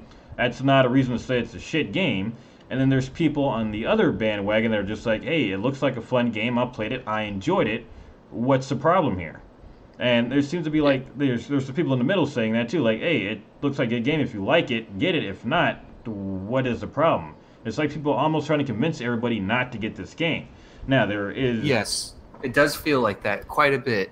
And the few people that are for the game, it really seems like they have the better hardware and the better internet. And I think that's what the real difference is that if you don't have that nice internet or that nice piece of hardware, that's going to be difficult to run due to the size of it and how the servers work. Yeah, and then you can also say that about any online game too. I mean, if you got Warframe and you don't got a decent enough computer to run it, I mean, there is minimums for a reason. And if you got a computer that's 20 years old, yeah, you're probably gonna have a problem playing this. At the same time, if you're the person with a 20-year-old computer, but you've got a new console every year, you can't really talk about PC requirements or anything like that. I mean, you spent thousands of dollars. You probably spent more money on consoles in 2 years than I have on all my computers in a lifetime. That argument doesn't make sense. But a good portion of it seems to be that people just want to rail on this because they heard a few bigger people railing about it that aren't necessarily Fallout fans or fans of the crafting survival genre, and it's just a cool thing to do right now is to rag on the game because of what kind of a game it is. I mean, there are problems in the game, like for example, looking at stuff farther away. The stuff far away in the distance is a bit out of focus. It's like that for a reason. That gives me a headache or after a while. If I'm looking at something far away, that's not the way we normally see things in real life. My eyes are trying to adjust to that. That gave me a headache after 7 hours. I had to take an aspirin. I didn't get that before, and I kind of had a little bit of one before that, but it is hard to focus on farther away stuff. It looks weird. That is one thing you can kind of, or you can criticize about it. That is a legit criticism. Saying it's a multiplayer game, or saying that there's PvP is not a legit criticism. It's a feature of the game. If you want to talk about PvP unbalanced, okay, fine. If you want to talk about just wanting to play it by yourself, okay, fair enough. But just saying that it's got PvP in it is not a criticism, which is something that people don't seem to understand. There's a difference between criticism and just not liking a game because of what it is. If you don't like it, fine. I've got no qualms with you not liking any. I don't mind if you don't like Fallout because you don't like RPGs, or if you don't like friggin' Pokemon because you are scared of animals. I don't know. If you just don't like that genre of game, fine. That's not a reason to shit on everybody else who's having a good time. Exactly.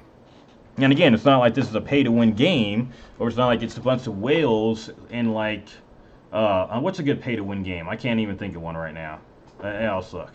I don't know. It's not like it's a bunch of pay-to-win. I don't play any of them. Not like it's a bunch of people on a pay-to-win game that have spent $10,000 on a game and are trying to defend it, versus everybody else who's like, it's a pay-to-win game, why would I play it? And this is a game that's just a different genre than some people like playing, and whether we admit it or not, it's about time. Yeah, I mean, whether we admit it or not, multiplayer here. Yeah, and these types of games tend to be more indie games. I mean, these are your Rust, these are your Minecrafts, these are your 7 Days to Die, these are your Arks. I mean, the crafting survival genre is typically, your true crafting survival game is typically an indie game. You might see some aspects of it in a AAA game, but for the most part, people who are like this are people that have played these types of games before. We're indie game players. We're used to these types of games. Yes. So, in fact, I think the only thing that'd be closest to it would probably be No Man's Sky, and even that was an indie game. It had its own issues, but that's probably the one people know the most. Minecraft is an indie game. It's just gotten so big and famous that people forget this was an independent game. Rust is pretty close to this as well. Yeah, Rust is pretty close to it. I mean, this type of genre is typically the indie genre, and not a lot of people are into independent game genres. This is one that just happens to have been brought over to a AAA game, and those two worlds are clashing at this. I mean, those two worlds are colliding right now, and I think that's causing some issues there too. I think that might be where a lot of it's fun to hate the game, even though you really have no interest in playing a crafting survival game.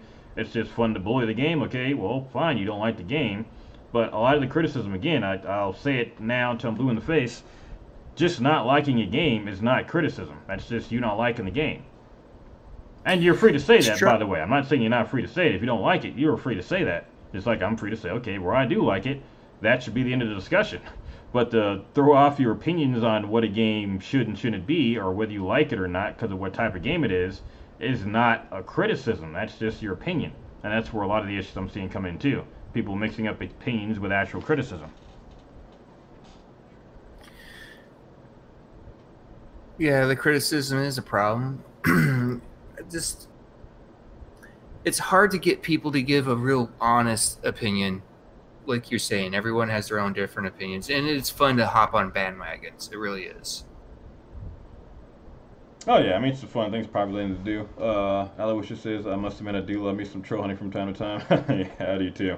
But yeah, I mean it's a popular thing to do. I mean, especially if you see like a bigger YouTuber, your favorite YouTuber, hop on it. I mean, again, there's no such thing as an unbiased opinion. If you're kind of on the fence about a game and then you see somebody you like, you know, talking bad about it or talking good about it, well, your opinion is likely going to change. I mean, if you had no opinion on this game before and someone you like said, hey, this is the best thing ever, well, you're probably going to be more inclined to pay attention to it. I mean, even if not play it, you're going to probably think of it in a bit of a better light.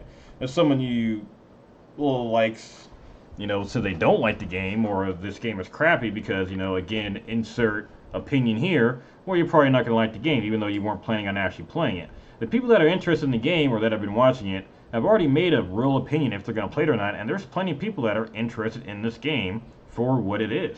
I mean, I've been going I through think the this comments. game, for what it is amazing. I mean, the ability to have multiplayer friends Oh my god. come in No. and work as a team in this super huge world, 4 times larger than Fallout 4. Oh shit!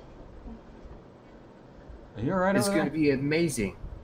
Oh, the poor know, there's- baby. Baby, All the different. You'll be fine. we can all hear you. Come on. That's okay. Not really. Sorry, I don't know what she's freaking out about. She's like 2 inches away, and she knows I'm streaming. Sorry about that. Okay. Keep going. I was just saying, when you have your clique, your crew, your friends, whether it's just one other person or 3 other people, and you guys are rolling through this environment that's bigger than any other environment for a multiplayer game, with it's such a wide variety of things to do. On top of that, you can change the environment by nuclearifying it and, you know, sending a nuke at one of it and changing it all together. It's not been done like this, I don't think. Not to this level. Yeah, and it's essentially it's just a different way to do kind of in-game. And again, to this day, I don't think any of us have really got to explore the in-game. I haven't heard of any nukes being launched outside of the Greenbrier event, and not to mention, if there have been, none of us have been high enough to explore that area. So, Nope. yeah, we don't even have an idea what the in-game really holds or just how difficult that's going to be. And people are still giving it criticization about that. Fucker said, if you can't criticize, you can't grow. Exactly. I mean, criticizing is what we need. Criticizing, not just bandwagon hate.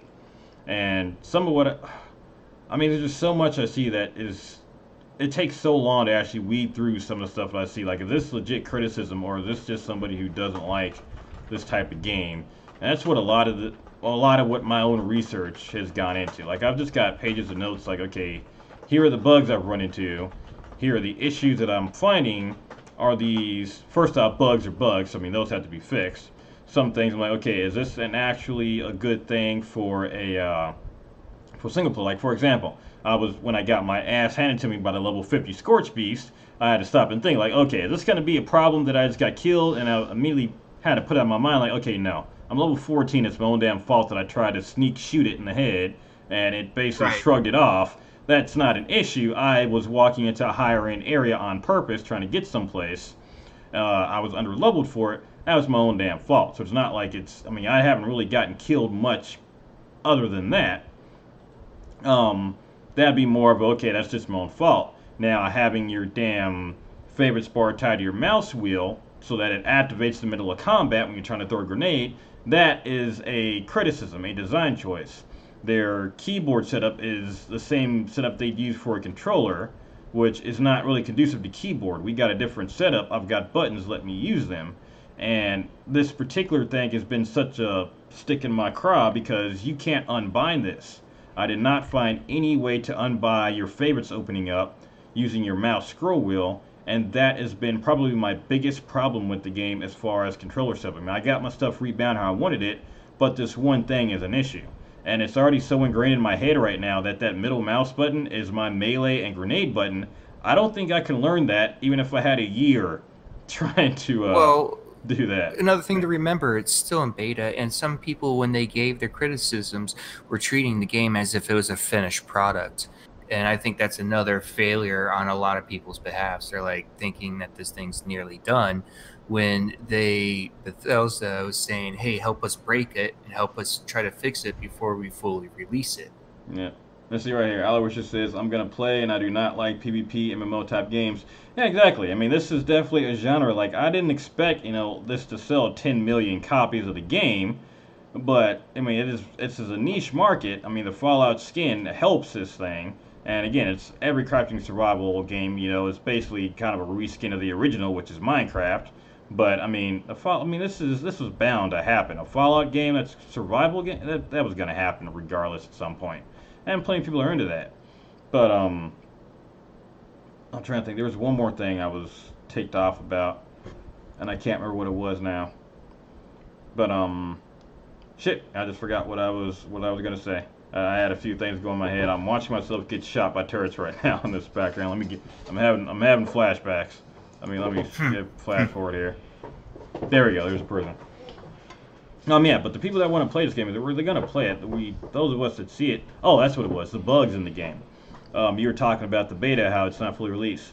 Now, that is the other thing I got to say does worry me. Now, again, a Bethesda game we know is going to have bugs in it if it's an RPG.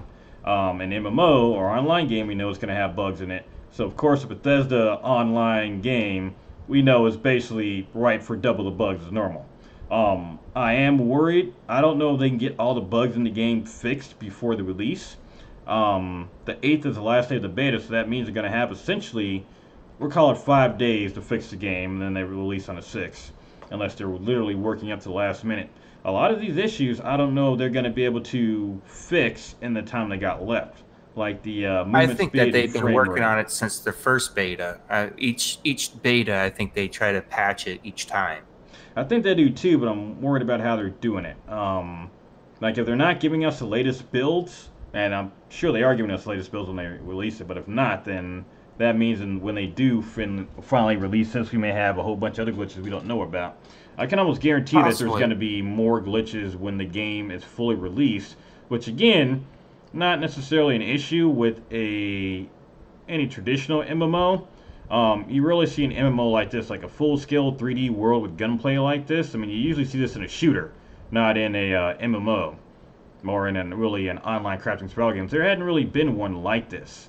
I mean, we've had ones with shittier graphics or different engines, but this is still unique as far as multiplayer games. So I can kind of see it being a bit harder to patch some of these things out. But I think it's really awesome that they're trying to involve us to help use a larger test pool to fix a majority or find the biggest cracks and fix those up first. Yeah, and that is another weird thing why they only extended the beta to people who pre-ordered the game. I mean, again, two schools of thought on that one. I mean, I could see where Bethesda, where they said, okay, we want people who are actually interested in playing the game to give us the feedback because we know they're going to actually give us the feedback we need to hear. At the same time, I do agree with the sentiment that if you really want to get the most bugs and the most testing done, you open up the servers for long patches of time, you let as many people play as possible, whether they're going to buy the game or not, and you get more found and fixed like that. So I see both sides of it. I see people that are going to be invested in the game having more of a reason and more of an investment in finding these bugs and helping make the game better. At the same time, I also you'd get more people in to test these things. The more people testing, the better. So I mean, it does also make sense to have just more people in general. So there's one more side to that coin, though. You get some people that are the power through players, so they get into the beta, they power through it, and then they never want to play it again. Cool. And again, that also brings up another issue. I mean, first off, even if we had the servers open this entire, like, even if from now until, let's say, when the Xbox beta started until release, if they had the servers up, it's not possible to get through everything in that amount of time because you can only launch nukes once a week. So at the very least, we know that a person wouldn't be able to get through all the in-game content in that amount of time. Now, maybe they won't be interested. Okay, fine. And if you're just going to play and power through the main story and be done, then this wouldn't be the game for you anyway. But, I mean, I am kind of worried that we aren't going to see some of the in-game quests or in-game systems because of the limited amount of time we've had to play the beta. Now, again, you're right. We don't want to spoil everything. We don't want to let people just play because the it makes entire it full not game. fun later. Yeah, it makes it not fun. And then again, if you've just given people the entire game for free, then you're right. They may not want to play. But again, if you're playing a type of game, you're probably going to be invested for a while. But again, you don't want to just give the whole game away for free. So I understand that. But we're also going to have bugs that we haven't. There are bugs that are in the game that we don't know. It's going to sound dumb because I just had a flashback to George Bush saying this, but there are bugs in the game that we don't know about. I know it sounds dumb, absolutely. but yeah, there are plenty of games. I mean, there's stuff in the in games that we have no. If Like, you've what if we played launch a another nuke? Fallout. Yeah, like what if we launch a nuke and it doesn't actually transform the area? We haven't got to do that yet, so we don't know if that system works the way it should right now. What if creatures don't spawn the way they should, or the higher end gear that's supposed to be there isn't there and we got to balance it out? What if the gear that they consider higher gear or higher level isn't actually worth time to launch that nuke and explore that area? Maybe it's crap gear and they got to rebalance it to give us better rewards. Who knows? But again, we haven't got to test that yet, so we don't know because we haven't got to actually get our hands on that part of it yet. We haven't got to play long enough. I want to touch on multiplayer one more time. Go ahead. I noticed that while playing, ammo was very scarce. Be Really? realistic about it. Really? So now when you're in a group and it's not all shared loot, and once it's picked up, it makes it much more challenging when you're in a larger group playing multiplayer. You have to be more team friendly. What do you need? I had the opposite actually, where containers and bodies should be instanced to that person. Stuff lying on the ground, like if you walk up and there's a rifle there, or like a power armor frame, that whoever gets it just gets it. So yeah, if you see some ammo just lying around, that'll be gone. But as far as ammo, think I've run out of ammo twice. One for my 44, which I didn't use much anyway, and I think I ran out of hunting rifle once.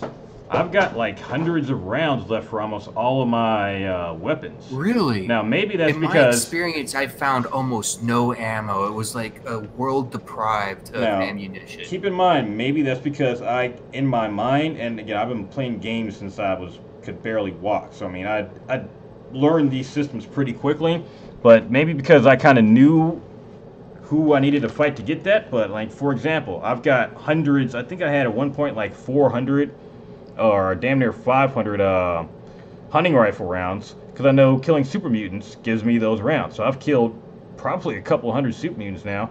I've got tons of ammo for that.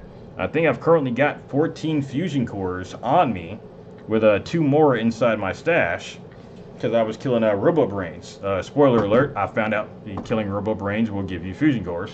I've got ton of shotgun shells because mole miners. I spent a good 2 hours at a power plant. Mole miners spawn there. Those bad boys drop a shotgun shell. Are you beta testing on the PC? Yeah. Okay. All right. Yeah, so the mole miners drop shotgun shells.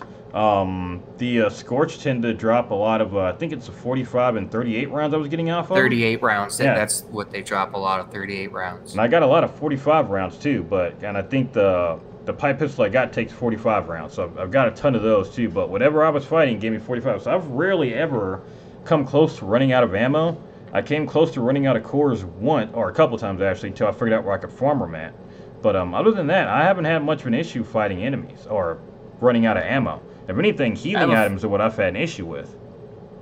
I have a friend that's playing on the PlayStation beta, and they said they found nothing but a bunch of energy weapon ammo, but no energy weapons. Alois says, Gopher was talking a lot about key bindings. He was one of the YouTubers that very rare. Yeah, there's a lot of people talking about the key bindings, and that's why, I mean, you were there, Alois, when I was streaming. I was getting pissed because that one skirmish I had with those 4 guys, my favorites bar popped up like 4 or 5 times trying to fight the guy when I was trying to hit him with a throwing knife. But yeah, sorry about that. Yeah, with the energy, I found a bunch of energy rounds too. I think I got a few hundred now fighting robots. They dropped a lot of fusion cells.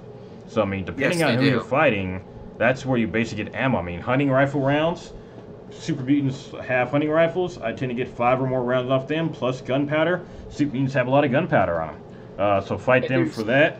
You can find, the robots have fusion cells. Again, at 38 and 45 rounds off the Scorched.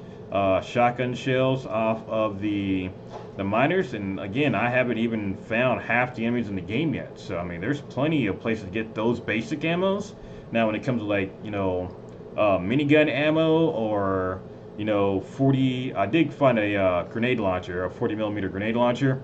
I found some ammo for it. That was a bit rare, but I also haven't found anything that shoots them.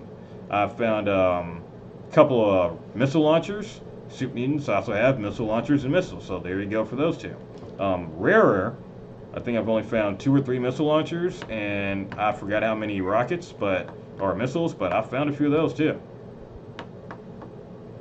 So I mean, it's really just knowing kind of where to go, and it's just, again, like any other MMO, you're gonna be doing farming. So I mean, knowing where to farm your ammo at is gonna be a big one. And I'm also not playing to be playing. I've been playing to explore. Yeah, same here. Like I said, I've been avoiding the story mission. I think I've done all the way. All I've done is gone to that first Overseer's camp, gotten the stuff there, and I think I read one of her journal entries on accident that I got out of a box. That's it. I haven't done anything else. I've done a couple of events. I've been avoiding like really listening to too many notes or reading too many notes, listening to too many holotapes. If it's like way off somewhere, I might listen to it in like the backwoods, and I don't think it'll be part of the quest. But for the most part, we've avoided all that. So in fact, I'm sure there's even some basic stuff that we don't know or can't craft yet because we've skipped some stuff. But yeah, we have not done any of the story yet. So going through there, I'm sure I'm going to get a lot of experience and really start cracking through this. But this has been all exploration and learning how to survive and build, and just how the basic systems work. Like I just got a large generator blueprint and my first water purifier blueprint yesterday. That's the other benefit to doing the beta, is you get to keep all your progress. So, some people are going, well, it's dumb to have the beta. Well, actually, no. If you get into it and you start playing hard, you could be so progressed that when the game's released, you're already up there. Yeah, now that is one thing that I gotta say I have got serious mixed feelings on. Because I do have to agree that those of us playing the beta will have a serious advantage over anybody who has not been playing it because we got that progress. That is one thing I have to admit. I mean, I even thought about restarting my character, but then I was like, nah, we put too much into it, let's go ahead and keep it, but we're not going to do any story. So right now we've just been learning the system, so we're going to know how to survive when it starts. We'll go through the story and, not spoil it for us now. But yeah, we are going to have an advantage. I mean, I've already got, I told you, I know where the excavator power armor is at. I know how to get that. Tomorrow I'm going to be going for a set of Raider power armor because I found a spot that spawns Raider power armor all the time apparently. So we're going to be hitting that up tomorrow in the 30 minutes I've got to play. But we are going to have that. Yeah. So I mean, it's real. I'll tell you after the thing. I don't want to spoil it for anybody watching, but if you want, if you don't want to spoil it, I'm gonna tell you. Yeah, I'll hear it. But yeah. I mean, anybody else who gets in, I mean, one, if they haven't been watching the streams or watching the news, they're not going to know some of these systems, which, again, they may not want to either. Part of learning it is part of the fun. I mean, again, I like to really play games and just tear them apart and learn them. That's just how I play games. That's also why I burn out on a lot of them so much. Like 7 Days to Die, when I was out of stuff to do, I was done. I mean, I had nothing else. With this, this has got some longevity. There's a lot of mods for that game. Yeah, now, 76, I mean, even the base game, just the fact that we've got to unlock all this stuff, I mean, it's got longevity with that. Just learning all this is going to give me plenty to do. Leveling up is going to take a while too, so that's also plenty to do.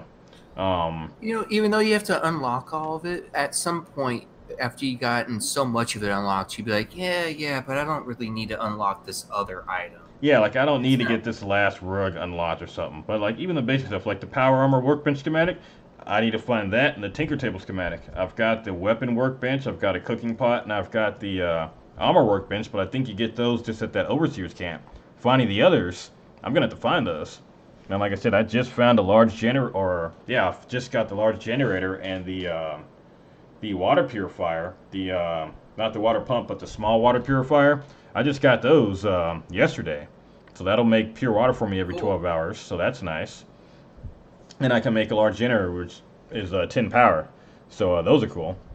And I mean, that is going to be an advantage over other players, and the fact that there is a PvP aspect to it, yeah, I'm glad I've got that advantage, and no matter what, after the game's been out so long, whatever advantage you would have had is going to be gone. It's going to come down to skill and what the meta is for that for PvP. Yeah, because at some point you're going to be at work and someone's going to be on vacation and they're going to catch up. Yeah, I mean, even then, after a month or 2 months of playing, I mean, everybody will have enough time to be on the same level. It's just going to come down to who's actually paying attention to the meta PvP. I mean, and even then, there's plenty of ways to circumvent some of the systems there, like crouching down. I mean, people still don't understand that if you crouch, nobody can see you. I mean, I went back and killed the guy that murdered me just by crouching down and walking up to all of him and his loud buddies. I got it on stream, sniped him right in the head. They had no idea where I was at. They knew it was me because my name popped up, but I shot him twice. They were like, oh shit, we got shot. He res him, or his buddy res him right then and there. I just peeked back over the corner, still crouched down, and shot him again in the head, one shot. So, I mean, people haven't understood that yet. So, I mean, they'll get it eventually. Oh, yeah, it was real funny. That's that fight where I kept opening up my damn favorites menu was pissing me off because I was trying to throw a throwing knife at him, which would have killed him, but I'm sure it kept opening it up. You could be able to change that hotkey after it's released. I'm pretty sure. I hope so. If not, I'm gonna have to rekey the damn grenade and melee button, which I could do, but it's gonna be I'm gonna have to relearn some muscle memory for that. But yeah, I mean the advantages are gonna disappear, but that opening advantage could potentially make new players to the game get trolled a lot and maybe not like the game as much. Like there are gonna be people. I mean, level 5 is not that high of a level. So having PvP forced open at that point, you could have some people a little upset if they're getting screwed up all the time. I would think they would have some start out servers. I personally am not going to be keeping my progress. When release day comes out, I'm going to be starting fresh. Oh yeah, hold on a second. Let's see. On watching playthroughs, it's hit or miss on what people find, and then the beta could spread people out. Higher level players will be out doing their own thing while noobs getting their feet wet. And that's true too. There will be plenty of people that are just kind of like me. I'll be a bit of an enigma. I'll be keeping my progress, but I'm going to be basically going through the story fresh because I haven't done anything with a bit of a higher level character. And I think there's a few of us that have done that, purposely avoided some of the story stuff to not spoil it. But yeah, there'll be plenty of people that are, off exploring the higher level stuff, and plenty of new people coming in, kind of exploring. But I don't think that's still gonna. I mean, I know for a fact that's not gonna stop a lot of the people that just want to troll, just from trolling people, just for killing them, just to kill them. So that is gonna happen, especially if it's a group of people. Then a new player, if they don't realize that they can block people, then they're gonna have a bad time, and they're gonna have to learn that pretty quick that you can block players and from finding you and block them on the map for that session. I think you're going to be able to pick different sessions too, and eventually you're going to get sessions that are like the most post-apocalyptic version possible, where all the nukes have gone off and everything is as irradiated as possible. I think what they might need to do is potentially make a couple of special servers, like maybe 100 or 2, that are, and they'd probably have to have characters separated for this, but potentially making a server with no PvP at all, and a server that like regular servers, and then always PvP servers so that you don't get a wonder level for killing people, and then for people that never want to PvP or interact with people like that, a non-PvP server, like a straight PvE. So kind of like they do in Ark, they've got PvP servers and PvE servers. And one, I mean, you can't fight somebody unless you agree to have a tribe war, and the other, it's no holds barred. It's whatever. I think they may end up dividing it like that, because there are going to be people that want to play this, but don't want to PvP at all. I mean, that's a pretty easy change there. I mean, you don't have to do anything crazy, just, block off a few servers for people that don't want to PvP, kind of get a good feel of that from your base, and I think that'd be a pretty simple fix for that one. Now, personally, I wouldn't play on that. That's not me, but that might be something to consider. And then on that, if you got a server where people are, PvE only, you don't want to make it to where, they go to PvP or PvE, are safe for the entire time they play, build up quickly, and then transfer over to a, PvP server. They'd probably have to keep those characters locked to PvE only. And that would be the fair and typical thing to do for that system, too. I mean, in Ark, you can't really transfer a character from a PvE over to PvP. If you want to get strong in PvP, you got to do it there. You got to do it legit. You can't go get a bunch of strong dinos in a safe environment and then bring them over to a strong one and dominate. That they keep them separated like that. Right, which is only proper. PvP is still nerfed. I don't see the PvP crowd staying long. Depends. I mean, one, they've got the bounty hunting PvP or the radio PvP, so I think that's going to be probably the main way people do it. Which does look very fun, admittedly. Yeah, as far as griefers though, I mean, when it comes to PvP, I mean, I'm not talking about people that want to get in the game just to, PvP with other people. I'm talking straight griefers. I think, and I haven't experienced what the penalty is myself for not being able to pay off my bounty. I think it's only a matter of time before people either A, find a way to circumvent that, and in a group it wouldn't be hard. We already know that if you're in a group, you can kill your teammates. So let's say me and King are in a group, and we decide we want to go jump a bunch of noobs. We kill the new players, get that wanted, and then let's say I kill a new player. I get the bounty on my head. All King's got to do is shoot me. He gets my caps, and then the next person, he kills him. I shoot him. I get the caps back. I get it from his wanted level, and we do it like that. That's something that's going to have to be looked into, because that's already a way to circumvent that system and prevent any debuffs you might get, as well as recovering any of your loot. So that's one way I've already figured out how to circumvent that system. That's when it's going to have to change, especially if it's not just two people. If you got a group of 4 going after groups of 1, 2, or even lower level 4s, you can very easily just grief the shit out of those guys. I think the way to circumvent that is that if you are in the group or a known friend of that said character, you cannot participate in that bounty. Yeah, there's different ways they can do it, and again, I'm interested to see how it works. So this is all going to come out when the game releases. This isn't anything I expect them to have by the time the game is done. This is something that's going to come out over the next month or two as they kind of refine the systems and kind of balance it so everybody kind of plays nice, which, again, it's weird that they are kind of wanting people to be social and play nice when we can also murder each other too. So, and then the murdering aspect, we can circumvent the penalties for that. So they're going to have to rethink this and rebalance it and really figure out, do you want people to be social, or do you really want to let us have a hardcore survival simulator for Fallout? Storm. So yeah, maybe PvP in general is nerfed and people might not stay along for it as far as that, but griefers are always going to be griefers. I mean, there'll be people that get on the game, they buy it and they just hop on just to go screw at people's bases or something. They're not going to care they have a debuff. I mean, there's going to be YouTube channels of people griefing other people. Hey, top 5 base griefs this week, and it'll just be people going out and missile launching. Saltiest kid in Fallout 76. Yeah, exactly. And they'll probably get 1 million views too. And I mean, hey, it is what it is, but I mean, they're going to have to rethink some of this stuff. And again, it's not bad that they don't have all this figured out. I mean, they've got a good starting point. I think their hearts are in their I think creatively, they know what they want to do. It's just, again, balancing these things out. And that's why we have things like PvP balance when a new game comes out. When you have characters that end up being too powerful, they have to be, scaled back or, reworked if they're not strong enough, or systems have to be adjusted. That's normal for any competitive or multiplayer game. You had the guys at the Homestead, one did not want to PvP, the other one did. Yeah, that was funny. And matter of fact, we're going to have to figure out how to leave groups too. In one of my streams, I'd taken over the Homestead. It's a workstation. And, I mean, the guys came over trying to take over my workstation. So, I mean, that's pretty much open game at that point. I was doing an event. I had already built up the defenses. And, of course, they came to contest it. Okay, we ended up killing each other back and forth. I ended up 1v2ing them.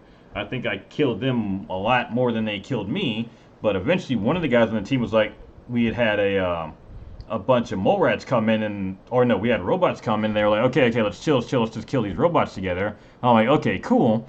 And I went to go turn around and help him kill the robots, but his buddy kept trying to kill me. So at that point, I mean, if you watch any of my streams, you know the rule. If you try to shoot me or you try to kill me, you're dead, whether you're an NPC or a person. So I killed his buddy right there. Left his other guy alone, but I mean, there's going to be times where your buddy's going to be an asshole and try to kill somebody. You may get your entire team jumped. That's all there is to it.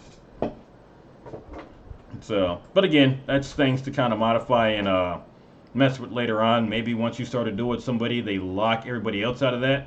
Because I mean, even though that first shot you do against somebody is minimal damage, it's still damage.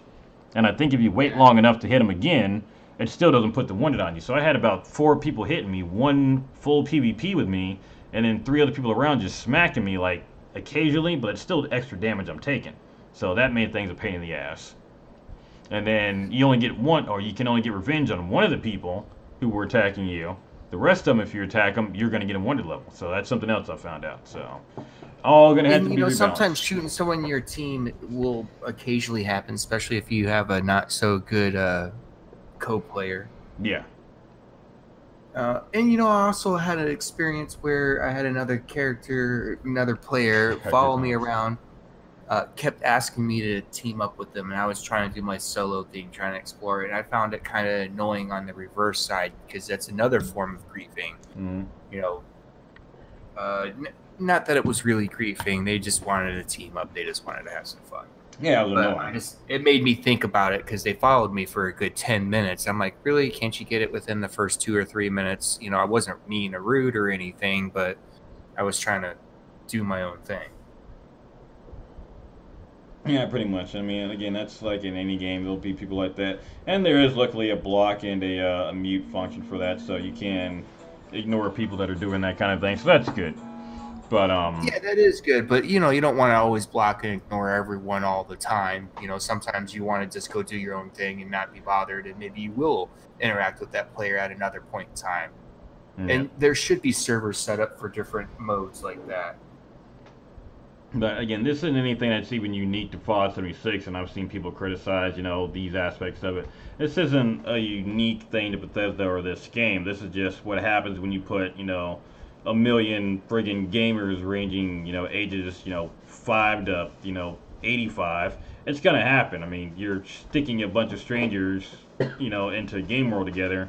Things are going to get interesting. I mean, you're basically anonymous on the internet. We're on a game where we can basically do what we want, damn near consequence free. There's going to be some issues that pop up. I mean, I really think that they are assuming we're going to build these, cool communities. I mean, we're going to play with our friends most definitely, but I think they're assuming we're going to, build these communities and have trading set up and, really be trading and selling stuff to other players. It ain't going to go like that.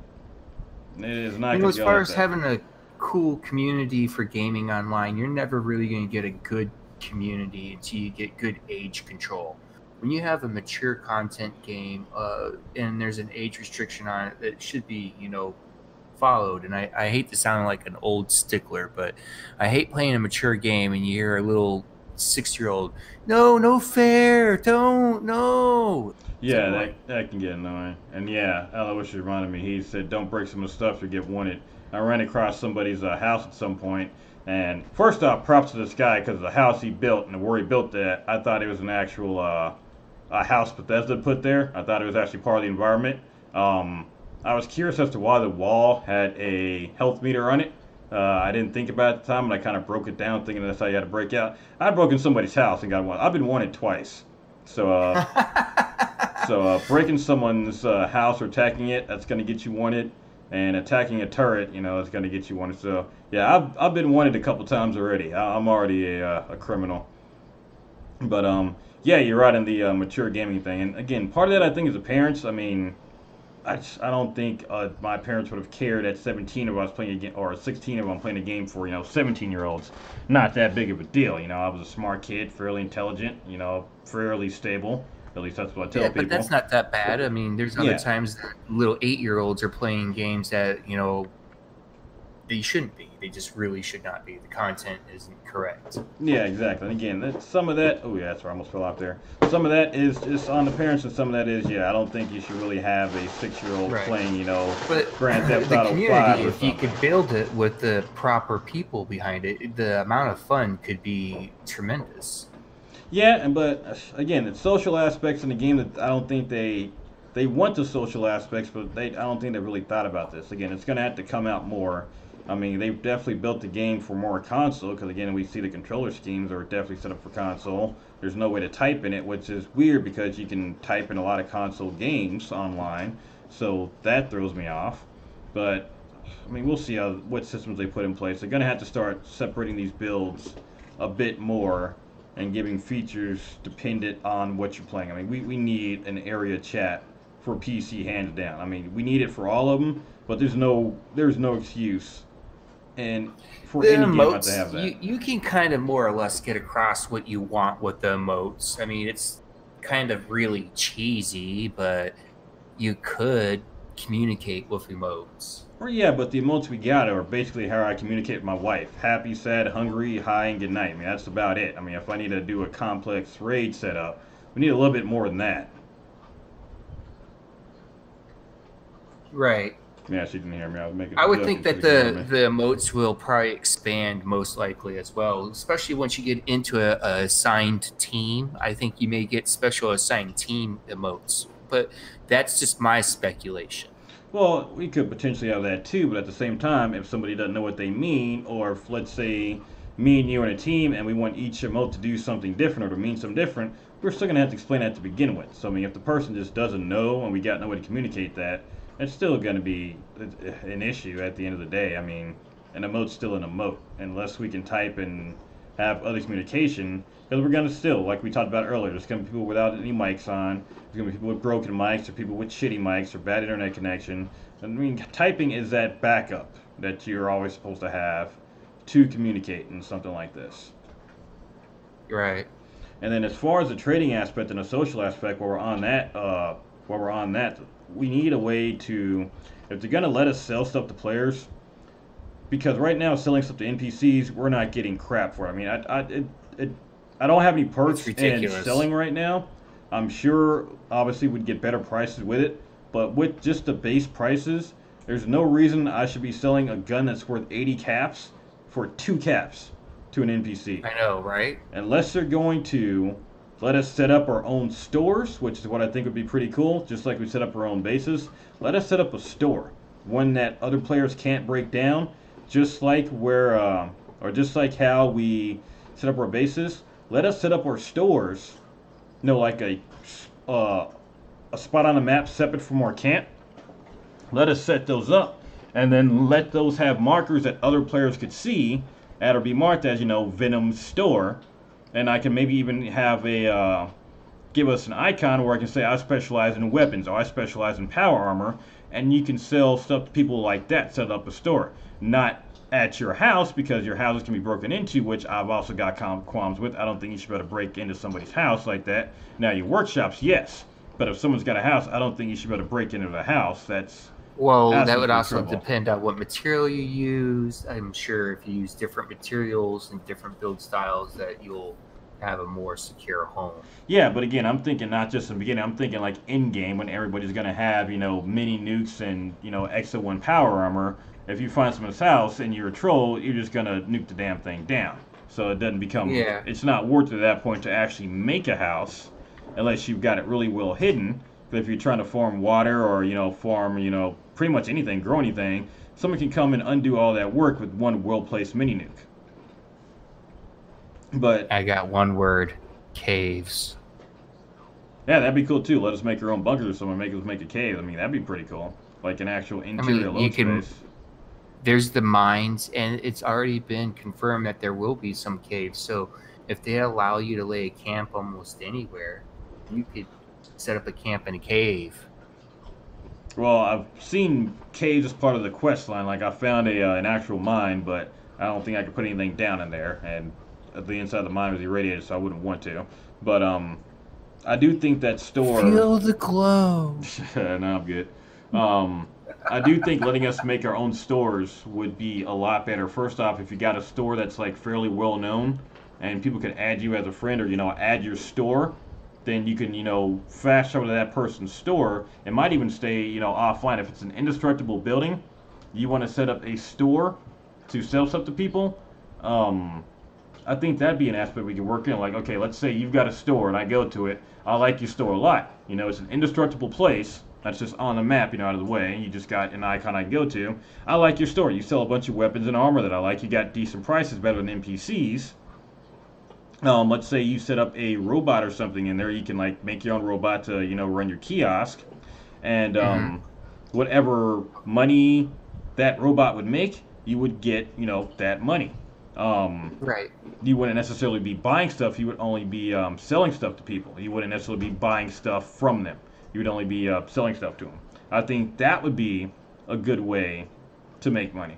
And let's say I like your store, but you know, obviously we won't necessarily always be on the server. I could add your store to my favorites list, and then anytime I want to, I could say travel to a certain part on the map that is, say, a strip mall, and that strip mall is basically where you would load into a player's store. So let's say I've got like 3 people's stores that I have favorited. I can go to that strip mall, choose a personal store I want to go to, and then go buy items from there.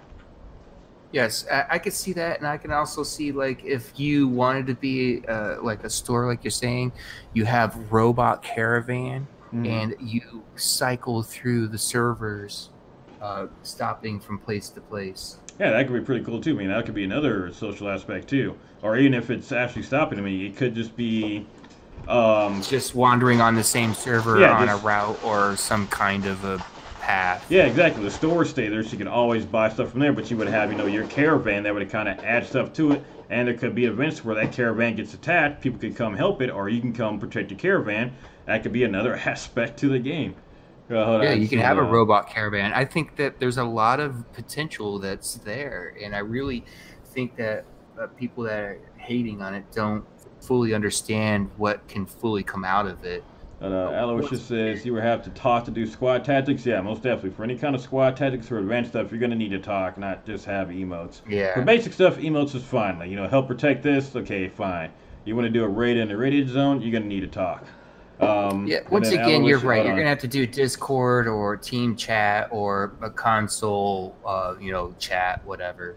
And then Aloysius says, I want to be a piano player in the wasteland, no house. Oh, wait. Okay, I'm reading this right. I just want to be a piano player in the wasteland, ho house that Venom opens. Okay, I'm not sure this will be no house or what house it is, but Aloysius said he wants to be a wasteland piano player. That'd be pretty cool. What do you think of this Rick and Morty's going to be playing Fallout 76? Okay, as far as cash grabs, I've already established I don't think this is that. I think this is pure... what am I thinking? My mind just went blank because it was something really dumb. What's the word I'm thinking of? Marketing. All it is pure marketing. I mean, they got Ninja, which is pretty much the biggest gamer in the world right now. Ninja, whatever rapper they got doing that, and Rick and Morty. I mean, this is just PR, PR and marketing. I mean, it's purely that. And I can't say I'm against it. I mean, I don't care about any of those. I mean, I'm, you know, proud of Ninja. I mean, I'm, well, proud, jealous, and happy for Ninja. I mean, the dude is a top gamer in the world. I mean, he's pretty much the most famous one there is up there next to PewDiePie, except his is for his skill in Overwatch, or not Overwatch, freaking Fortnite. But, I mean, I don't see a problem with it. I mean, I don't care that they're doing it. It's not going to change my mind on whether or not to play the game. But, I mean, if you're trying to, you know, pull in the popular crowd, again, it's still a business at the end of the day. This may have been a active creative labor on Bethesda's part, and it still makes sense for them to market this to sell to people. I mean, yeah, you want to give your fan base what they want. At the same time, you also want to make money, too. So, if they don't sell the damn game or get people excited about it, then... I mean, if they can't turn a couple dollars, then why even do it? Yeah, exactly. So I mean, there's only so. I mean, I love Fallout and everything, and I want it to be amazing. But if they can't make it worthwhile for them, then they're not going to make it worthwhile for me to play. Exactly. And again, I mean, this is just them trying to, you know, spread the word about the game and get more people excited about it. I mean, these guys have tons of followers. I mean, if Ninja is playing Fallout, he has got, I mean. He had like I'm sure they're going to give him the most smoothest platform to use it on at that time. Yeah, I mean, he has millions of followers on freaking Twitch, and that's like money directly going to me. He's got tons of followers everywhere. So, I mean, if he's playing it and he's endorsing it, you know they're going to get some sales off of it. If he makes Fallout 4 or Fallout 76 the next cool thing, I mean, I can't say I'm upset about that as long as they don't compromise what the game is as far as the crafting survival game. I don't want it to be another Fortnite. I mean, not to be hateful on people who enjoy that game. I personally do not. I'm not even saying I would mind that. I mean, I wouldn't even mind if they did add in a Battle Royale mode. I mean, if the base game is what we have right here, if there is another mode for it, that's say Battle Royale or another map where they could do that, I got no problem having a good time and going to do that. That'd be pretty cool, actually. I could totally see a battle arena opening. I'd be totally fine with Battle Arena, just like we had in Fallout 4, except we couldn't actually, fight in it. I'd be totally fine with that. That'd be cool. I mean, that'd get... Remember the pit? Yeah, that would be... Yeah, the pit would be great. That'd be another way to get the game sold more, get more people interested in it, and probably help get it more support it needs to help iron out the bugs, give us more content. I mean, let's not forget, making a game popular, if Bethesda actually uses the money that they would get from this PR, if they use it to make the game better, that's great for all of us. I mean, having a small, obscure game, or a game nobody wants to play, it's not going to make the game better for the rest of us. It just means that it's not going to sell well. We're not going to get, much from it. If this game becomes popular, I think the franchise is very well known and quite popular. I think it's going to do well, and Ninja is absolutely going to help. Exactly. Aloysius, no money equals no Bethesda equals no games. Exactly. Yeah, exactly. So yeah, I think Ninja is going to help it. I mean, I'm not saying that. I mean, again, I can't get mad. I mean, he's definitely going to be getting paid to do this more likely, or maybe he's just a huge Fallout fan. I don't know, but I would assume that they're paying him to do this, and I can't say I'm against it. I mean, that's great as far as I'm concerned. Having a big name like that attached to this game that's excited about it, if he actually is, then that's great. Now, if he's just doing it for money, still, great, whatever. He's getting paid, Bethesda's getting more games sold. I can't be upset about that. Now, if he was pushing a mobile game that's pay to win, like if he starts pushing, Diablo Immortals, then I'm like, okay, go fuck yourself with a cheese grater till you lose 3 pounds. But I mean, whatever. What platform would you predict that they're going to have him play it on? What version? I'd say probably Xbox, just because I've got whatever deal with them. I mean, Xbox has got the deal with Bethesda. They've always been buddy. Yeah. So, I mean, it makes sense that'd be on Xbox. If not, I'd say PS4 likely gets the shaft on this whole thing. So it's either going to be that or, pretty high-end PC. Yeah. I really did enjoy my beta experience with my One X. And, only because it ran so smoothly. The few items I had go wrong with it was exactly that, just a few items. Yeah, and mine, I mean, most of them, again, the frame rate in a couple places, and again, my processor is a bit older. It's not bad. I can still play Fallout 4 and everything else without a problem. I mean, this one definitely felt like it was a game because nothing else was screwing up like that. But as far as other bugs, I mean, again, I had a few. I haven't replicated them because I haven't run into those situations yet, but there was that power armor bug, dying getting into power armor. I'm sure that's something that'll happen to people a lot. Other than that, I mean, the frame rate was a big one.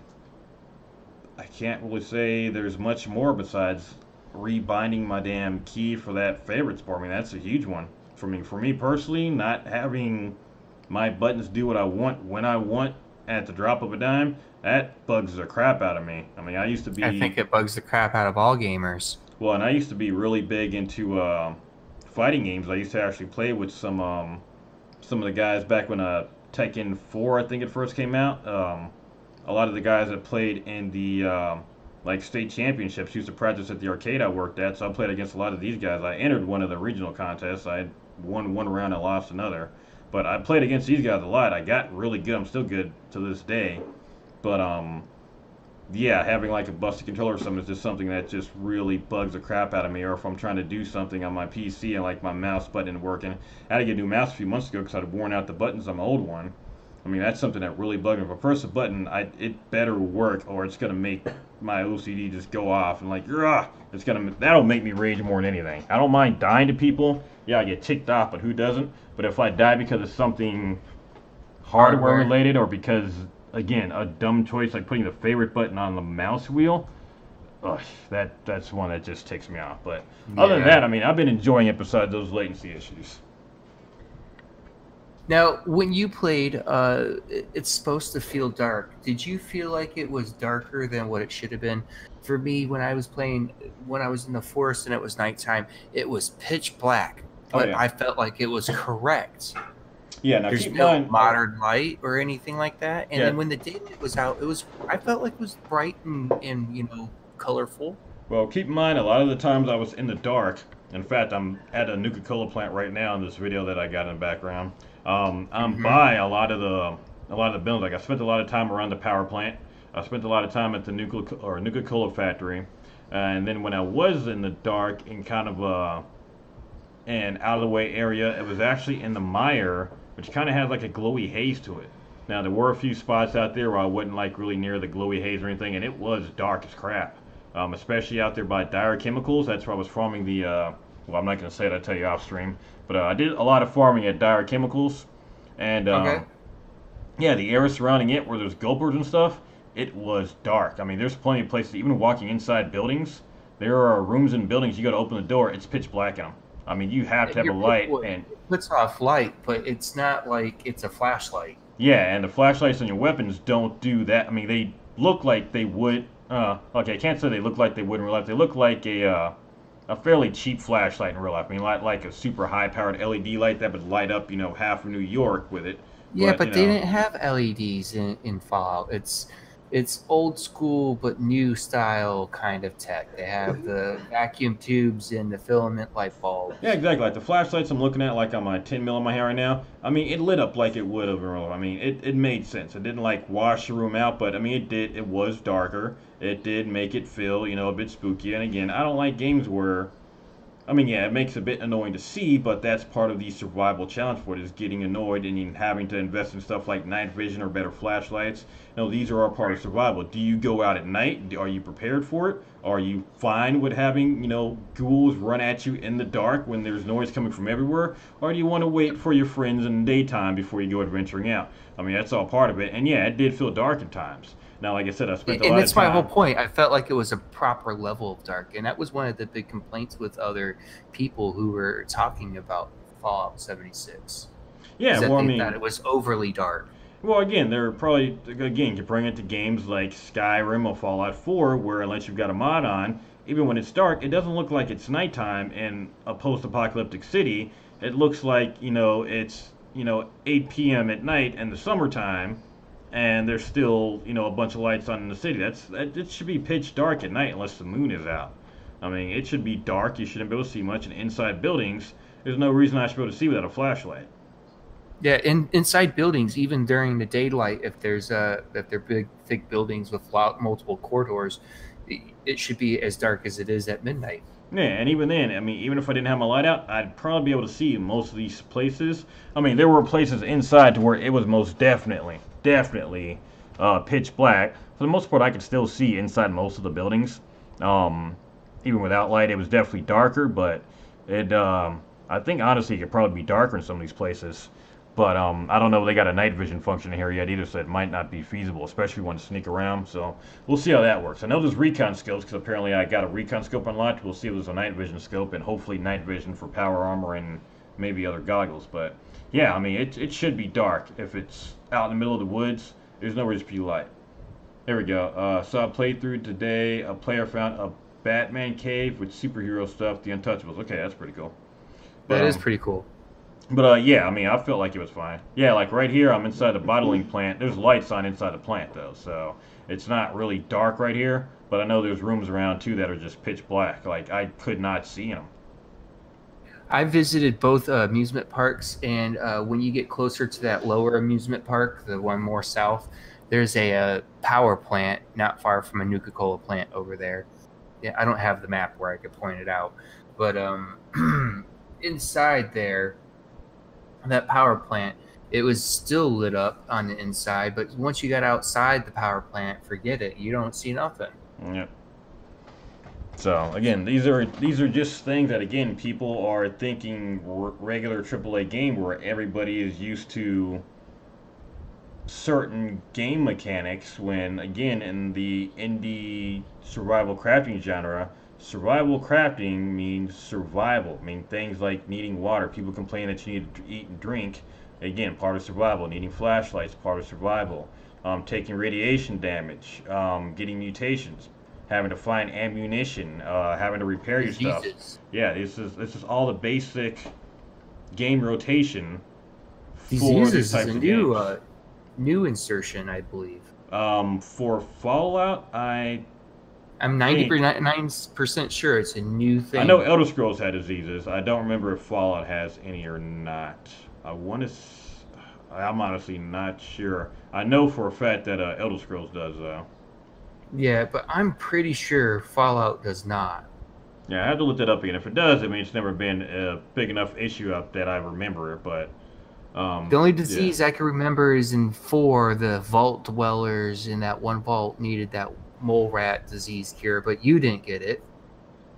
Yeah, that was about it. So yeah, I think that maybe was just Elder Scrolls that had to sell. Yeah, new for Fallout series. So the plugger says 3 things you should fear: a moonless night, a storm at sea, and the wrath of a gentleman. Yeah, pretty much. Or waking my wife up early, so that's 4 for me. So yeah, I mean, again, plenty of things to criticize the game about. I mean, looking at far off things gives me a bit of a headache because it's blurred out, even though it's not the way human vision works. So that kind of makes things a bit weird. I mean, if I'm just looking at stuff close by me, not a big deal. But looking far off, that blurriness, it does kind of hurt my head a bit. Again, it might have been because I had a headache that day, but it still looks weird regardless. The few bugs that I've experienced that are pretty big, I mean, I'm sure there are other bugs that I haven't personally experienced. The latency one is a big one. Again, my rig's not old. I mean, it's pretty decent, but still shouldn't be as much latency inside the main cities as I'm getting. Past that, like I said, some rebalancing definitely with the PvP is definitely one. I mean, past actual bugs and things not working the way they're supposed to, the only other thing I can think of is the fact that, again, movement speed was timed to frame rate. That is part of the game engine. It is an issue, one that is potentially exploitable. I don't know how they're going to fix it, if they can fix it, or how big of an issue it's going to end up being in the long run. We'll see. But as far as bugs, I mean, I think they got a handle or will be able to take care of most of these. I don't know that they'll be able to do it in time for the release, though. That's the thing. We've only got, the game releases next week, basically. So I mean, we've only got 9 days till release. So I might as well call it. Yeah, but how long does it take to go through and look at code of certain instances? Yeah, exactly. Or adjust what they need to, or optimize different areas so that they load in better, or aren't as laggy. I honestly don't know. It's like there was that Aliens game where the aliens didn't come out and attack you correctly.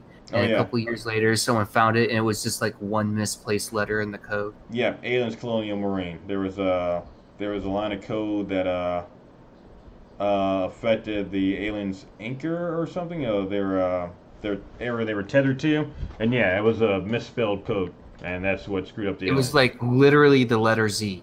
Yeah, it was like one. It was like one additional digit in there, and screwed up basically the whole. Well, can't say the whole game. Apparently, the game was still shit, but it screwed up all the aliens in it. So yeah, that was a little bit funny. With them learning from stuff from the past, I think as they find things, that's why it's quicker for them to fix it. So if they know what is the flaw, they could look at the code in that interaction or what the rules of that interaction is and double check how it's written and that it's correct. I'd say it depends on the bug too. I mean, something like the power armor one, I'm not sure if that's a line of code that they can just go through and look at. I mean, getting in and out of the power armor, there's an animation to that, so there's probably a lot of different variables I got to check. I mean, something went wrong when I got killed getting into the power armor, and then I ended up freezing after I reloaded. So something in there caused some issues. I say that I don't know how easy that one is to fix.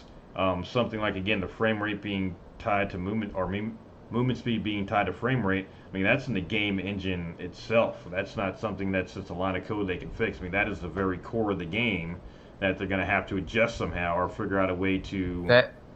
If that's the case, I'm going to have the hands up on every player that's on a lower internet forever. Yeah, exactly. That's the problem. I mean, if you have, faster frames, I mean, then your character is faster. And again, it was like that with Fallout 4, but in a single-player game, not that big of a deal. When you're competing with other players, it becomes a big deal. Had a couple of crashes. I wish I was right. We had a couple of crashes in the game, too. I can't remember what they were from, but we did have some game crashes. I mean, we had to do the one, obviously, where I got frozen. I had to reload then. I had a game crash at some point, and I can't remember why it crashed. And I think it might have been, was it once or twice? I can't remember. But we did get some crashes. Now, I'm shocked they I didn't missed crash one. more, but I did get crashes. I missed one day of beta, but I found out it was the game station itself, not the beta. So Gotcha. So, yeah, I can't think of any. I mean, do you got anything else that you noticed as far as bugs that were in the game, or any other like systems that you like, any other criticisms you think we might need to adjust or fix? I have a slight qualm with the way that the perk cards work. I mean, I like it, I love it. Don't get me wrong, I'm not hating on it 100%. I just think that it could be worked out a little bit differently. What do you mean? Like, all right, so you get only 3 points for, let's say, strength, right? Because that's however many you assign. Well, you can't put any more than 3 points on strength of your perk card, but you can't have any more than 3 perk cards over there either. So you can have 1 point perk cards, but if you theoretically only put 1 perk card over there and you still have those other points and you're on luck and you happen to have like a luck card that you got, and let's say it's a level 3, but you only got a level 2 luck, even though you have that remaining pointage from strength, you can't put it on luck. And I know that's not how that it's written, because it's based off what the base perk is. It's just if you're not using all the points on the additional cards, I think you should be able to use some of the cards but not get all the perk point bonus from it. Like maybe you want to be able to do that lock pick, but you can't do it yet. Oh, okay, gotcha. So basically, unused perk points, you want to be able to do something with those instead of having. Basically, feel like if you got extra strength, let you put some luck stuff in there. Right. Or use because unused points. let's say you don't have enough strength cards. You haven't drawn enough strength cards, but you got 3 strength points. That depends on how you pick your perk cards. I mean, I get what you're saying. That'll depend on how you pick your perk cards. Like if you're putting a point into strength, but then not choosing a strength perk card, that would be one reason that would happen. I mean, when you start off, because you don't get to pick what kind. You don't get to pick what kind of cards you get in your pack. Yeah. So when you pick your pointage for your different abilities, and you don't have enough packs in the beginning, I think it would be nice if you could use all your cards. You know what I'm saying? I could see something like that, to where they put like, or where they give out neutral cards. Like let's say there's like a neutral card that says just give a general 10% boost to whatever card you put it on. So let's say you got 5%. Yeah, like so you can do that. Like you got 2 points in strength, Gladiator, and you got another point left. You could take, a neutral card, just a straight 5% bonus, and put that in there. I could see that essentially being a thing, or even something we can get added in with DLC. So you could like really, like with your crafting, you could, let's say you got like a perk card to make power armor 130% stronger than it normally is, or more durable. You can put that on there, get an extra 5% on top of that. That'd be cool, a way to kind of overboost your stuff. As far as not having enough cards, though, yeah, in the beginning it could be a pain, because you only got a few cards, but you've got at least 1 point in every perk. You're not going to have enough cards for every one of those perks for a bit. That could be a problem in the beginning, but it's going to even out pretty quick. I don't think it'll be too good to put major changes in it. Like I think adding in like that neutral card might be a good way to do it, or adding in cards that can go into any slot.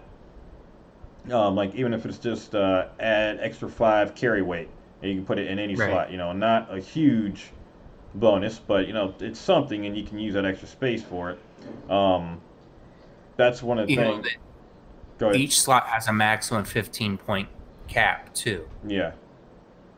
Which is not too hateful, but if you're going to be playing for a long time, you're going to want to get past that. Well, we're going to need a respec system at some point, too. I mean, that's one thing that they've been kind of harping on. There's no respec system. We're going to need some way to respec. I mean, again, I'm not saying let people respec, 30 times on one character, but a lot of MMOs or a lot of online games, once you hit a certain level, you get a free respec, because maybe you've been playing a certain way, you want to try something out. Lets you respec your character out at, say, level maybe 20, 40, and 50. At those levels, you can completely respec your character. Or... Alucius says, I saw a player get not get any endurance card, and he was at a level 11. Damn. Yeah, and that's the kind of thing I was talking about, because you have no control what you get in those perk packs. Now, the packs you don't. You can still choose one when you put a point in there, but you're all right. You start off with at least one in each one, so if I'm grabbing an endurance perk, then if I put a point in endurance, I'm going to have... Yeah, if I choose an endurance perk, I'm still going to have one more endurance perk point I have in use. So yeah, those perk packs are going to be where you fill in those blanks. Right, and if you don't get the cards to fill in those blanks, that extra points you put on there don't help you as much as they potentially could. Oh shit! Okay, this is one of the crashes we actually had inside the barn. So damn, that's good timing. Okay. We just happen to have one right here. I went to the barn, and I guess I grabbed a bunch of items too fast or something, but my game crashed right there. Now, it worked out because when we loaded back into the area, we had power armor in there this time, so we got some T45, but yeah, this is where the game crashed on me. Yeah, right there. So I just loaded back in here, and I think as we go forward, I'm not going to move it forward, it's going to skip past it, but yeah, that was one of our crashes there.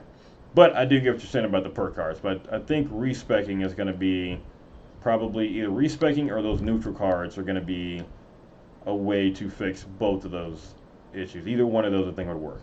I think the respec is more likely the neutral cards though, because the way the perk system works, it would probably... You'd basically have to go through and rework every perk. Like if it's just a base 5%, some perks don't have, or not like percentage tied. Some perks just give you like straight, bonuses or perks. It's not something you can really add a percentage to. I think it'd be more likely letting us respect the characters. Right. Yep, there we go. I got a 3 T45 pieces there. So, that's pretty cool. Oh yeah, I guess the stream still hadn't caught up there. I'm looking at my screen. But, yeah, I do know what you're saying. So yeah, and a lot of this is just still getting used to, and this is where the Fallout mentality comes from. The fact that we can't use whatever we want when we find it is something that has been unheard of in a Fallout game. That's not the way Fallout normally works. You find it, you can use it. That's something I'm still having trouble getting used to. Like, I've got power armor right now that I can't put on. Like, I've got 2 Raider legs on, but I've got 45, 51, and 60 armor that I can't wear right now because I'm not level 25, 30, and 40. The thing about that is that it's armor. It bolts on the exact same way. Yeah, exactly. And again, from an MMO perspective, okay, yeah, they typically block, certain items until you hit a certain level. That's great. This is still kind of a weird concept for this kind of an online game. Crafting the item, I can see. Fix that though. Yeah, crafting I can see being an issue, or making it to where we can't craft something to a certain level or have a certain perk. That I'll be fine with. That makes sense. But not being able to hold the item and use it, that doesn't make any sense. If you're level 15 and you find a level 45 armor, I say you should be able to bolt it on, but you only get the level 15 perks at it, and each time you level up, you actually get the next level of that item until you get to its full level. Well, and even with power armor, I would say it kind of makes some sense because you shouldn't be able to use power armor without training. So that's still something that they've kind of cut out of canon, unless we all got power armor training in the vault, which again, if this is, virtual reality, we got plenty of different places we can go with why we all know how to use power armor. It's not inconceivable that we all got that kind of training. It would make sense to have it. But, again, it's something that is standard in other MMOs and online games. It's just something that's having trouble translating in my own head to a Fallout game, whether it's an MMO or not. It's just something that we're not used to.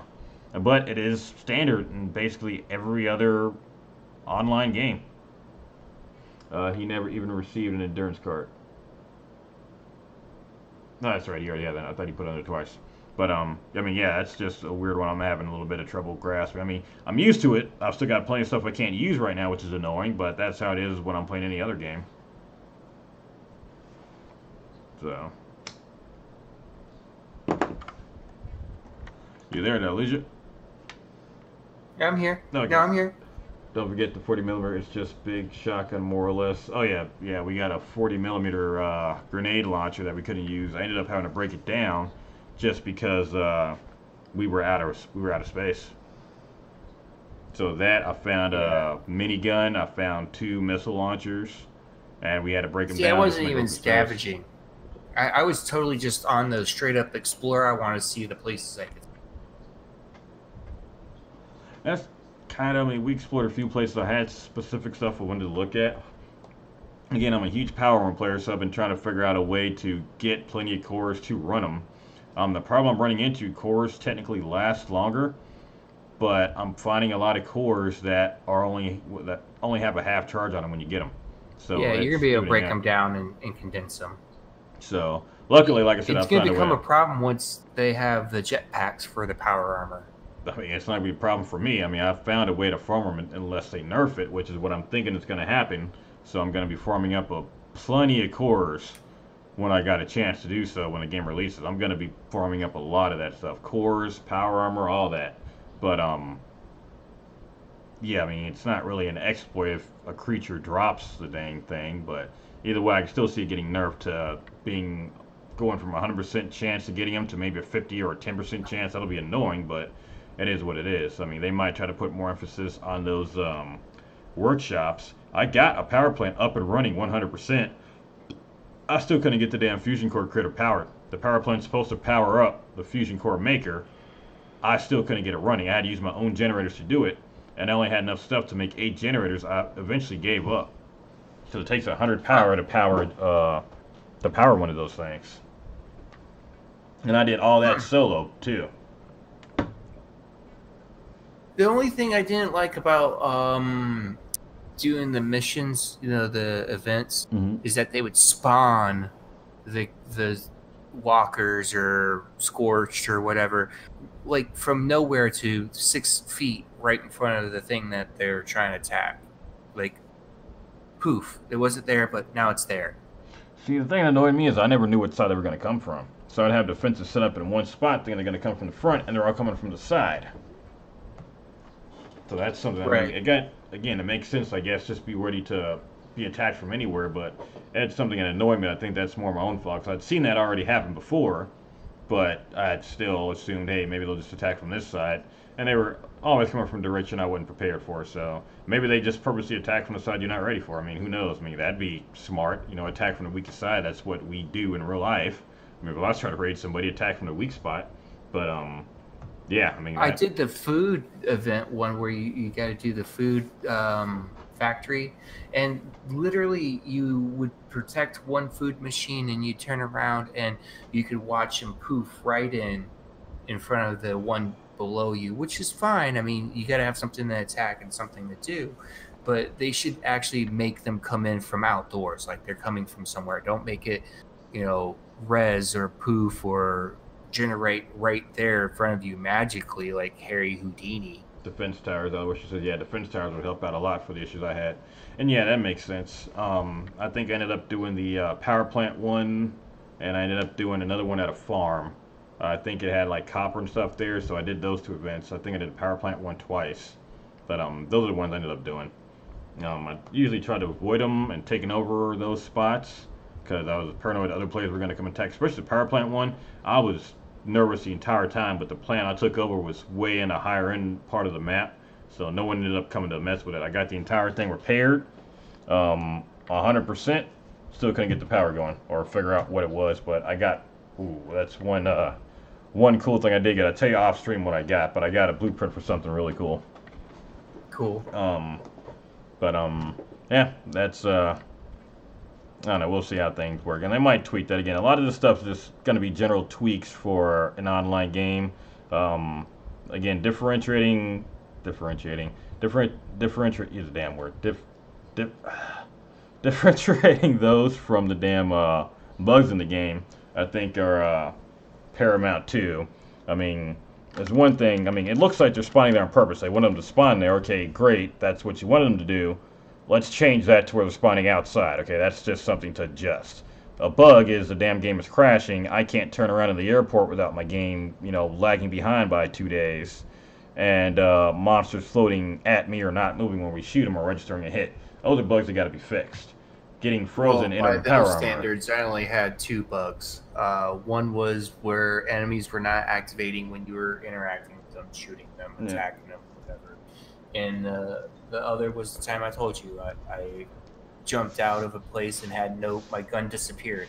You couldn't do nothing at all. Couldn't get another gun. Couldn't shoot a gun. Nothing. Yeah, I've definitely had lag switching weapons, which I normally don't get unless I'm playing Fallout 4 with like a weapon mod, because modded weapons always for some reason take longer to load in, because it's loading in, unique textures that are usually more detailed than the vanilla ones.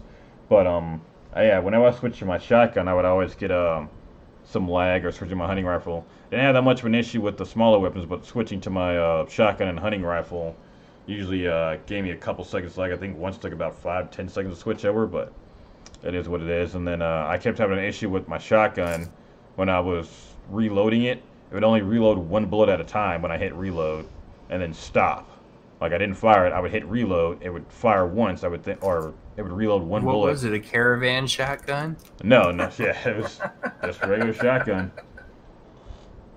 But yeah, I think the game is going to be fine. I mean, it's got plenty of potential, like you said. It's got potential. I'm worried about how it's going to look when it comes out, like official release. I don't think they're going to have like the systems in place. I think they're going to, like I said, keep adjusting them as we go. But that's just, a rebalance thing as far, put that in the same boat as a rebalance. That's any game. The bugs, I think they can take care of all the bugs, or at least a good portion of them, some of the major ones, in time for release. The movement speed, time to frame rate is going to be, I'm curious, I doubt they have it fixed, and I'm curious to see how they're going to fix it. Some of these other ones, like the floating monsters and the bugs you were running into with the weapon switch, I think they can get fixed in time. I think that's just an optimization issue. So if they spend the rest of this time getting the game optimized, I think we'll be fine. I think the servers are holding together pretty well.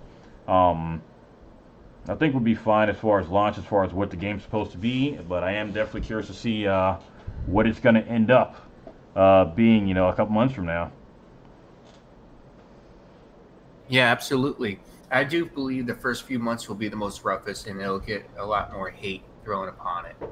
Oh yeah, I definitely believe it. And that's the thing too. I mean, a lot of the hate, and I'm getting ready to wind down here, but a lot of the hate it's getting, I mean, one of the comments I read, I mean, it kind of stuck with me.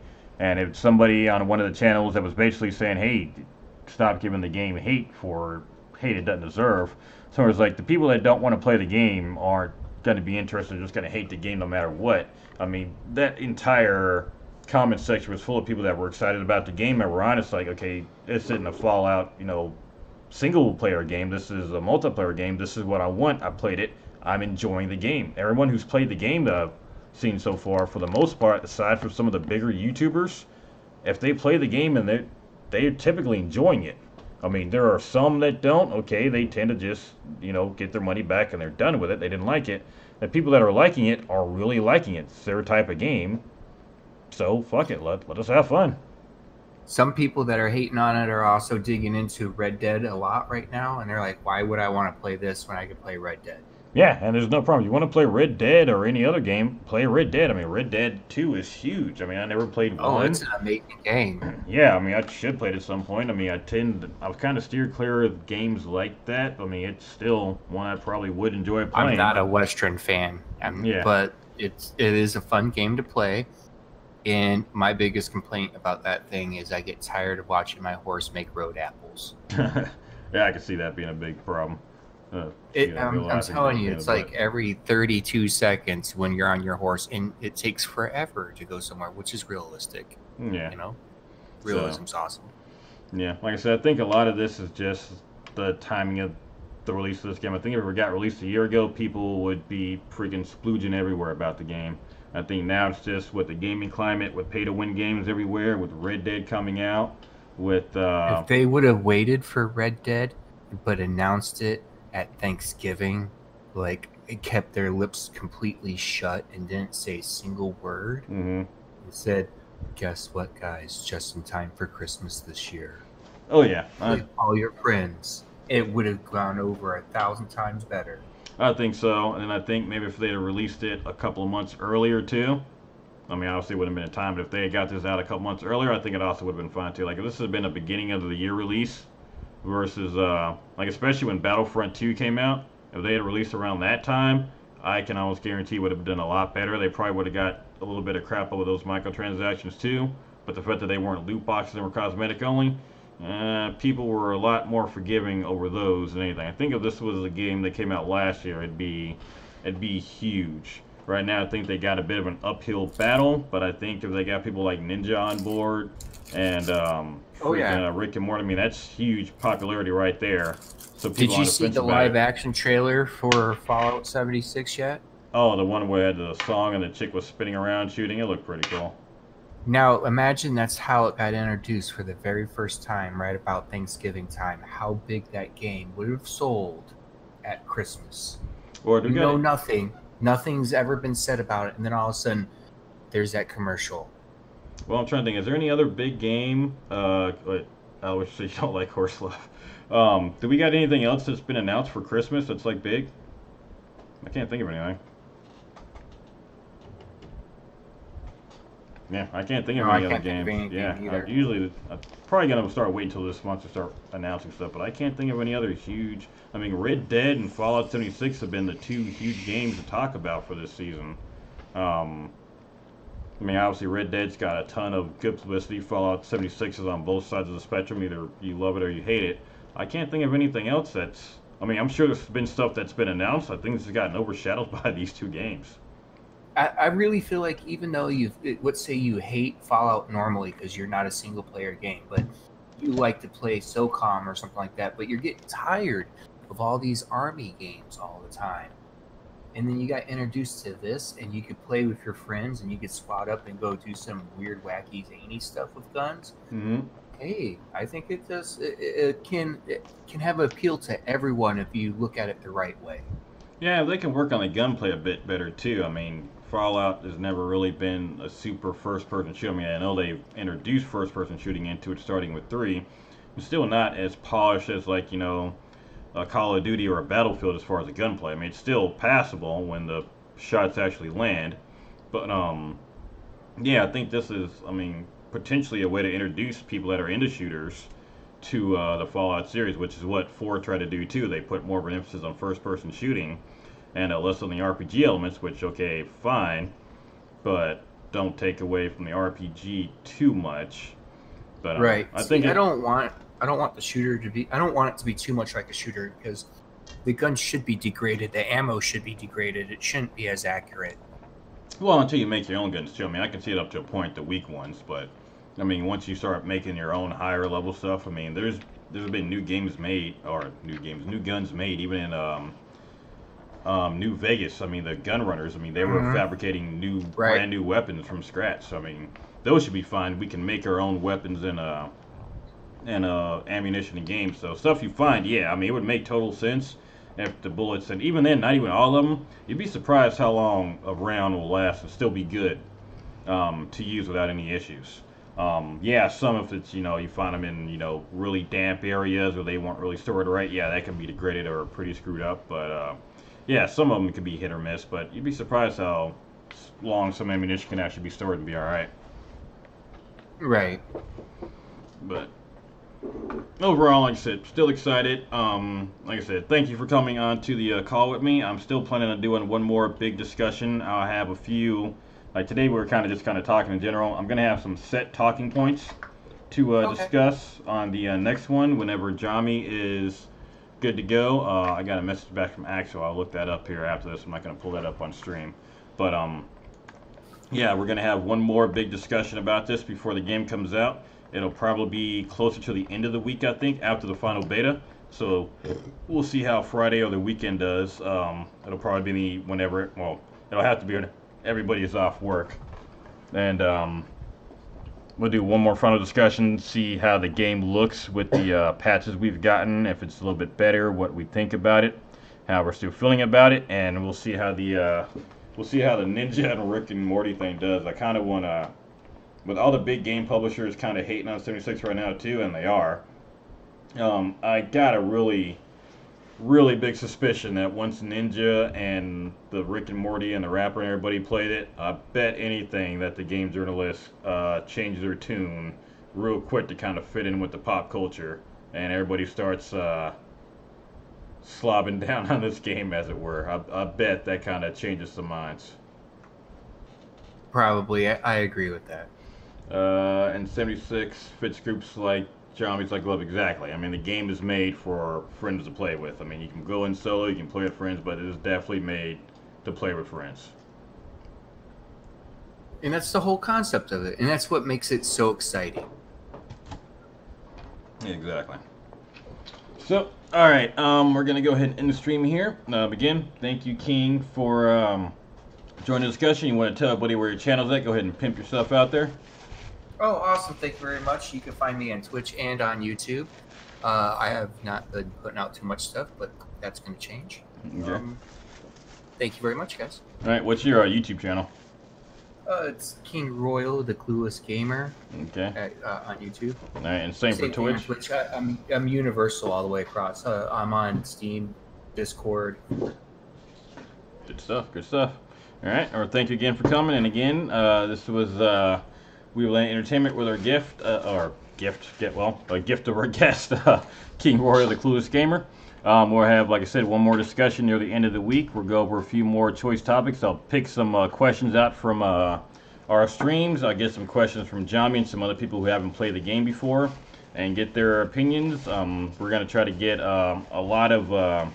we're going to try to pick Jami's mind quite a bit because he's watched a bit, but he, again, has not played any of these games before and has not played the beta. So, again, looking at that outside perspective from someone who doesn't pay attention to all of the hype or the hate, getting that from somebody who is literally 100% not invested in the game, but who was interested in crafting survival games, it's been a real eye-opener for me, and I think getting that perspective on his final thoughts of the game will help kind of not really put it into perspective for us. I mean, we're already obviously got the game, we're excited about doing it, but again, really curious to see how he thinks about all this, what he thinks about the actual game itself. So, thank you all for coming by today. We will have our normal stream tomorrow. I will stream for about 20 minutes during lunch, get what footage I can, and then we're going to continue on with our Skyrim playthrough during our regular time at 9 p.m. Central Time. We're going to go ahead and do the Forgotten City mod quest. We've been putting that off, but like I said, once we got a couple of days without the beta, we would go ahead and do that. So we got Tuesday and Wednesday. We'll try to knock out as much of that then. And then, of course, we'll get the last beta on Thursday, and we'll do the discussion either on Friday or the weekend. So, thank you all for coming by, and I will see you guys later. And thank you once again, King. Yeah, thank you for having me. Yep. Goodbye, buddy.